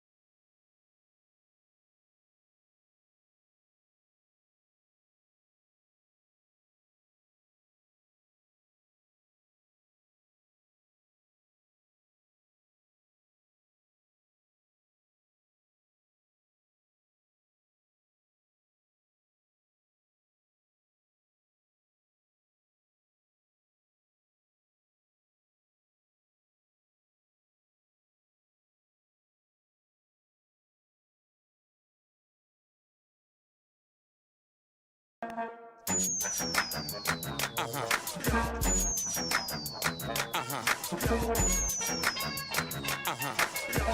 back, y'all. It's the Front Porch. You okay? I'm your host, Ray Brian Banks. And I'm your host, Kimber White Dupree. Hey, y'all. Two J's on the other side of the glass, Jasmine and Jared. Y'all bringing it to you right here on this Travel Thursday, Houston, Texas. House. God. That's where we at. Well. Mm-hmm. That's right. Alrighty then. Home of Earl Campbell. That's right. Who's Earl Campbell? Earl Campbell was a legendary running back for the Houston Oilers. Oh. Yeah. Sports.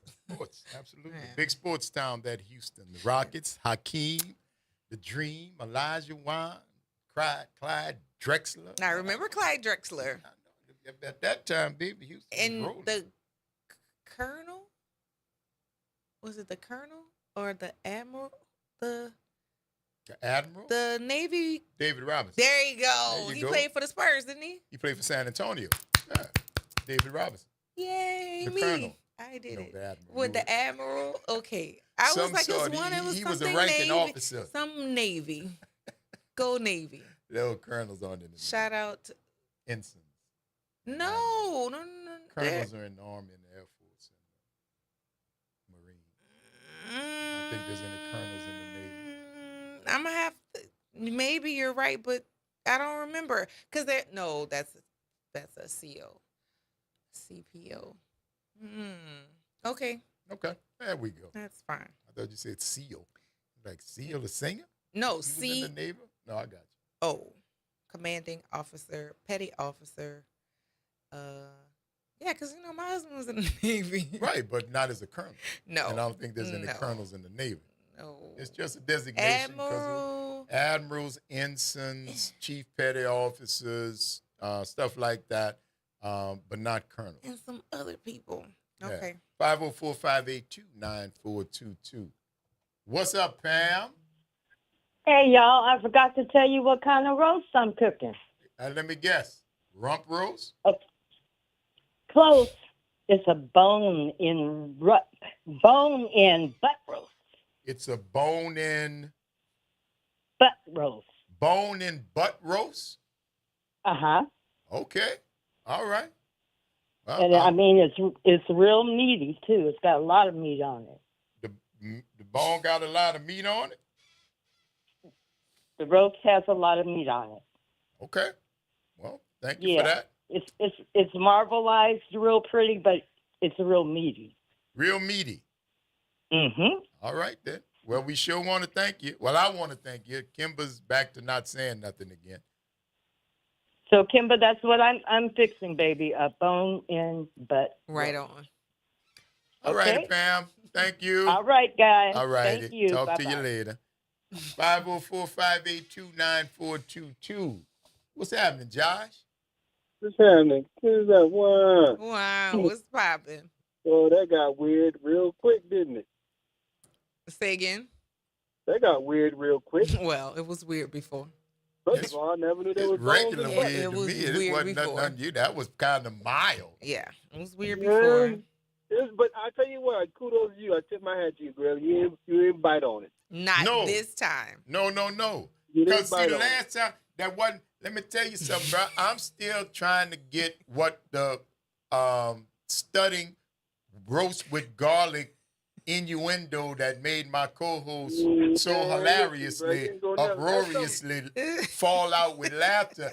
That's what I still, and I've been working. My brain don't just be on idle. I'm still trying to connect them angles. There's some freaky deaky stuff that goes on in Kimber's household. That her brain and let loose. See, Her and mouth, I her don't- mouth let loose. Her brain was trying to hold it, but her mouth couldn't. I don't doubt it that I know there's something. I just don't know what to say. And she knows it's something too. The girl got her lips so thin, tight, pressed together, she looked like a white lady. I'm telling you, she got no lips. But she had her mouth like from trying to, and that is so illustrative of people trying not to say something when they fold their lips like that. Marriage stuff. Don't get in that Really, that's I'm not trying to get into the intricacies of the bedroom. I'm just trying to make the connection between studying a roast and whatever was going on in her head. She crying it again. She crying it again, John. She is crying it again. Dude, yeah. I wish she is crying it in her shirt. This is... Dude, this ain't my fault. What is it? Some freaky deaky roast stuff happened between something happened with a roast and some garlic and some studs. I don't know what. I don't know what, but I don't want to assume, Josh. That's why I asked, but I can't get no answer. Bring that. He told her, hey, bring that garlic too. Told her, bring that garlic in here. Hey, get that garlic. Bring that in here too. We gonna do something with that. You do something with that. I don't know how you came to that conclusion, Josh. I don't know, Josh. See, I'm that's what I'm trying to avoid, the assumption. Yeah. I don't want to assume. I'd rather ask. Charge, yeah, you're right. Don't take the charge. Don't let them make you like you don't. No, that's not my. On the porch. Adamantly throw back that charge. That is not my charge. I was don't get that charge, bro. Talking about food like we do on this front porch because I make a good roast. I can make it, and I know I stud my roast with a lot of garlic. That's what I do. Yeah. You season it, you stud it, you let it sit, then you cook it. But something about studding Pam roast with garlic.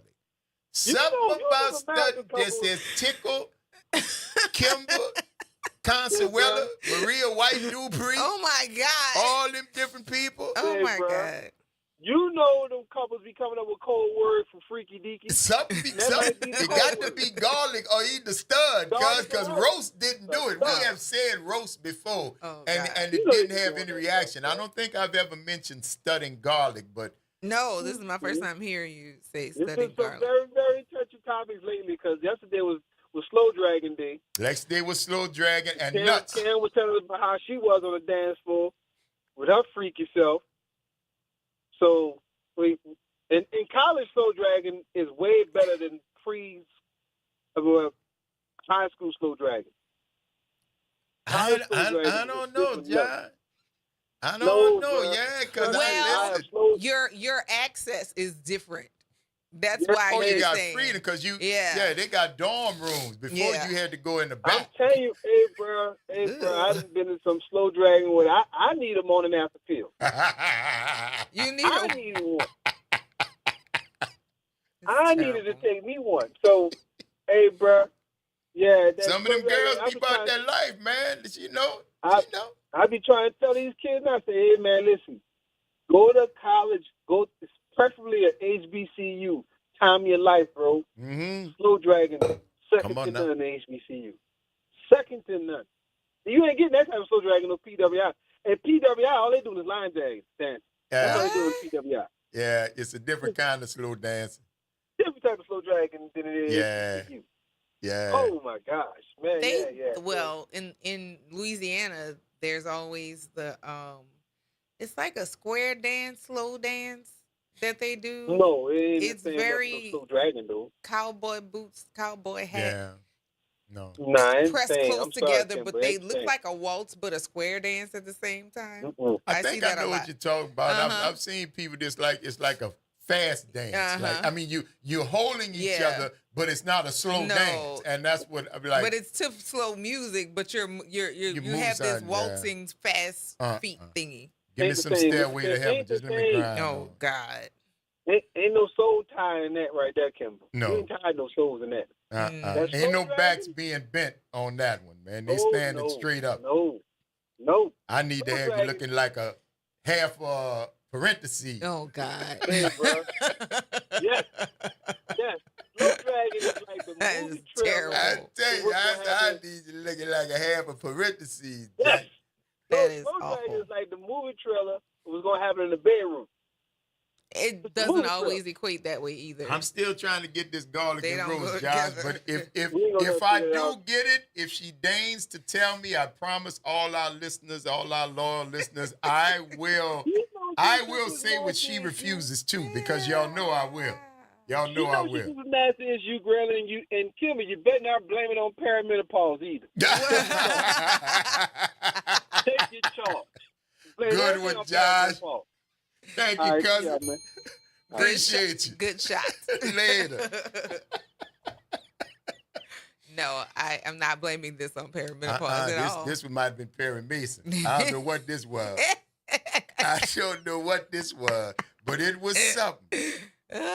Yes, indeed. Oh, my goodness. D. Ramsey said the bone and butt must have done it for KWD. I was laughing long before Yeah, that. she was done before that. She was done before she found out that the bone was in the, Why? Because that's what Pam wanted to have for dinner. Her and her boo. And she had to call you back to tell you. She can't. She didn't really call to tell me. No, she that. did. No, she called, called. said, Kimber, I didn't get a she chance called to tell you that. Nope. I was good. That was not for my benefit. She wanted you to know. I cannot believe the type my of nose roast. is running and everything. That is awful. Bone and butt roast. Sounds like surgery. Sound like I don't know. I haven't seen a bone and butt roast, but I'm sure they sell them. I thought she was getting a rump roast. What's the difference between a butt and a rump? About 7 inches.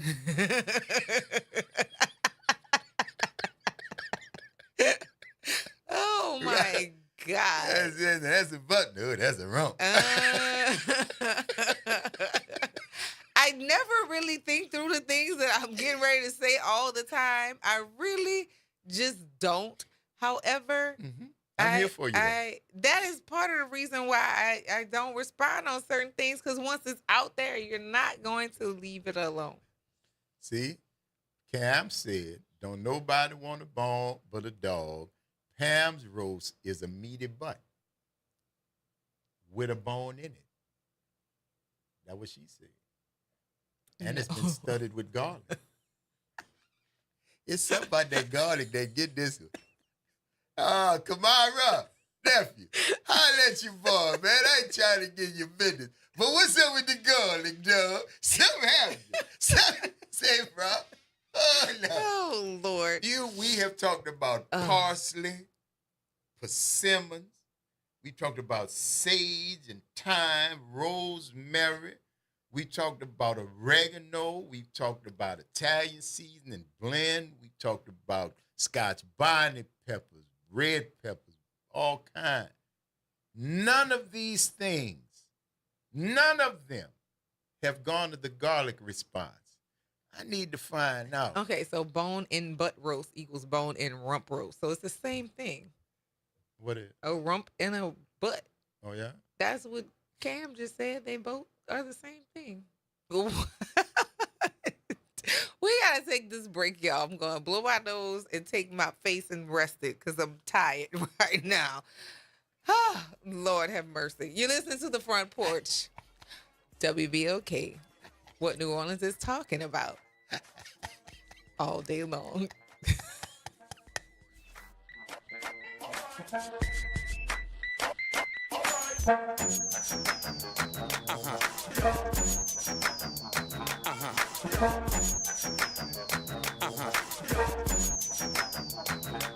This is your news update for WBOK from WDSU. For all your news and weather, watch WDSU News, New Orleans' leader in live, local, late-breaking news. Today at noon and 4 p.m. Slightly drier feel to the air as we are looking at slightly lower humidity. Highs today will still be into the low to mid 80s. Partly cloudy skies. We're also still looking at some scattered chances for showers and thunderstorms, especially for the afternoon. Not looking at a whole lot, though, compared to previous days. As we are heading into Friday on into the weekend, an increased chance for rain as Gulf moisture starts to move in our area. From the WDSU First Warning Weather Center, I'm Raven Reshaw. Norman Robinson is back. Can you hear me now? And he's taking no prisoners. Can you hear me now? Each weekday, Norman Robinson brings you commentary with Off the Top. The incident was shocking, disturbing, disgusting, disappointing, and sad. Each weekday, Off the Top with Norman Robinson is heard exclusively right here. It's Off the Top with Norman Robinson on WBOK 1230 AM. Climate Hope NOLA presents this month's climate keyword, adaptation. Climate adaptation means preparing our communities for stronger storms, hotter days, flooding, and rising water. That means planting trees, restoring wetlands, protecting homes, and helping families recover stronger after disasters. In New Orleans, resilience is part of who we are and how we survive. Learn more, stay informed, and take action with Climate Hope NOLA. Visit Team Hope NOLA on Instagram to learn more. Greetings and salutations. I am Edward B. Coulon Smith, chairman of the board of the New Orleans Regional Black Chamber of Commerce. We'd like to invite you to tune in every Wednesday at 12 noon on WBOK to listen in on Black to Business and be a part of the movement that's going on. Thank you. You're on the Front Porch with WBOK 1230 AM.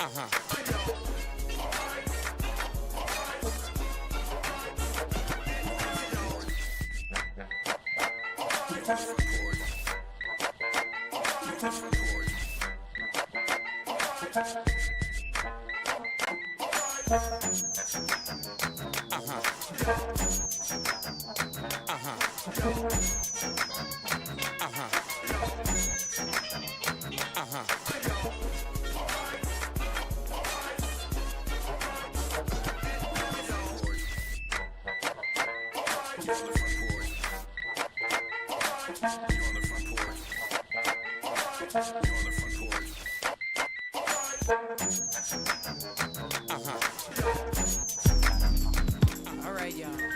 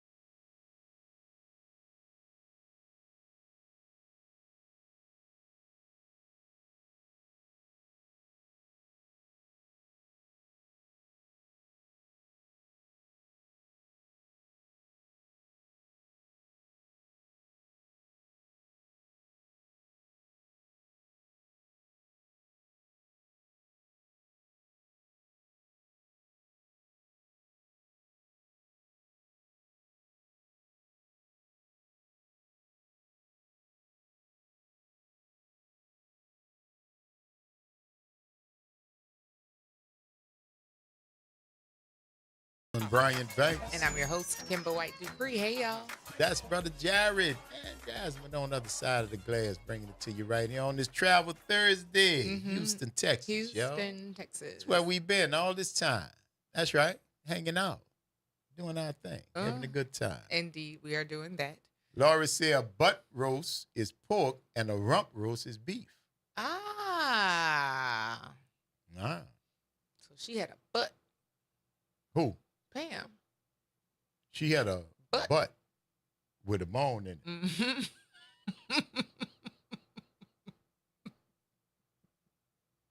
Yep. She cried it again. This is really, I don't know what it is about this garlic and butt roast, but something. I haven't found out yet, y'all. I'm going to find out, though. I'm going to find out. I'm going straight to the soup. I'm going straight to the source. I'm going to ask Mr. Dupree. I need to find out because something wrong. Something bad. Something wrong. This is too much. It's too much happening to just, and one of the very few times in my life where I've been innocent. Very few times in my life. Oh, boy. Where I've been innocent. And in this one, innocence. Innocence shrouds me. And because we were talking recipes. And that's all it was. And for whatever reason, I ain't got to say it. This, bruh. You know I'm going to find out. I don't know what it is, but you know I'm like a dog with a bone. I'm a dog with a bone. You might as well tell by all means, go for it. I'm going to do my best to find out. And tell me when you find out. I'm going to do my best. You ain't got to do my best. You already know. Tell me when you find out. You already know. My goodness. This has been a very hilarious couple days, which I'm so grateful for because the last season has been hard. But, yeah, it's a lot of laughter every day. A lot of. Yesterday was, I don't even know. Why was I laughing so much yesterday? Because you refused to say nuts. For whatever reason, you were talking about squirrels. I mentioned the grasshopper and the adage, and you said, I prefer the one about squirrels. And as soon as you said squirrels, I saw the thought bubble come up. Don't say nuts. Don't say nuts. Don't say nuts. Don't say nuts. And that's where it went. That's what the idea that I saw it is what just took. Yesterday I got. Yeah. Yesterday I understood. I got that. This garlic stuff. Oh, goodness gracious. That one has me befuddled. Me too. No, you don't. That just lies and garbage. Me too. That's what that is. Lies and garbage. That's what that is. But it's all right, y'all. I was doing my best not to say nuts I yesterday. know you were. Because I knew that was a feeder for another conversation. And it probably would not have been, but the fact every that time you I was think you gonna let it ride, you don't. You be surprised at the stuff I let go. You be surprised. But that one became a thing because of you so studiously trying not to say nuts. It's written all over your face. Don't say nuts. Whatever you do, do not. Acorns. I said, that girl really went out and said acorns. I was scrambling. Yes. And when you said acorns, I knew. Yeah. I said, I was right. I was scrambling for. And what I am also right about is thanking each of you all for giving us 3 hours out of your lives that you'll never get back. And we certainly hope we've given you a little something in return for the investment of your time. I'm your host, Graylin Bryant Banks. And I'm your host, Kimber White Dupree. Just another tidbit. Butt roast is a chuck roast, which is beef. I just wanted to pass that out there. Do it got a bone in it? I don't know. Jared and Jasmine on the other side of the glass, y'all. Practice random acts of kindness. Do something nice for somebody just because it's a nice thing to do. Take care of yourselves and each other. And we're going to see y'all on the flip. Bye.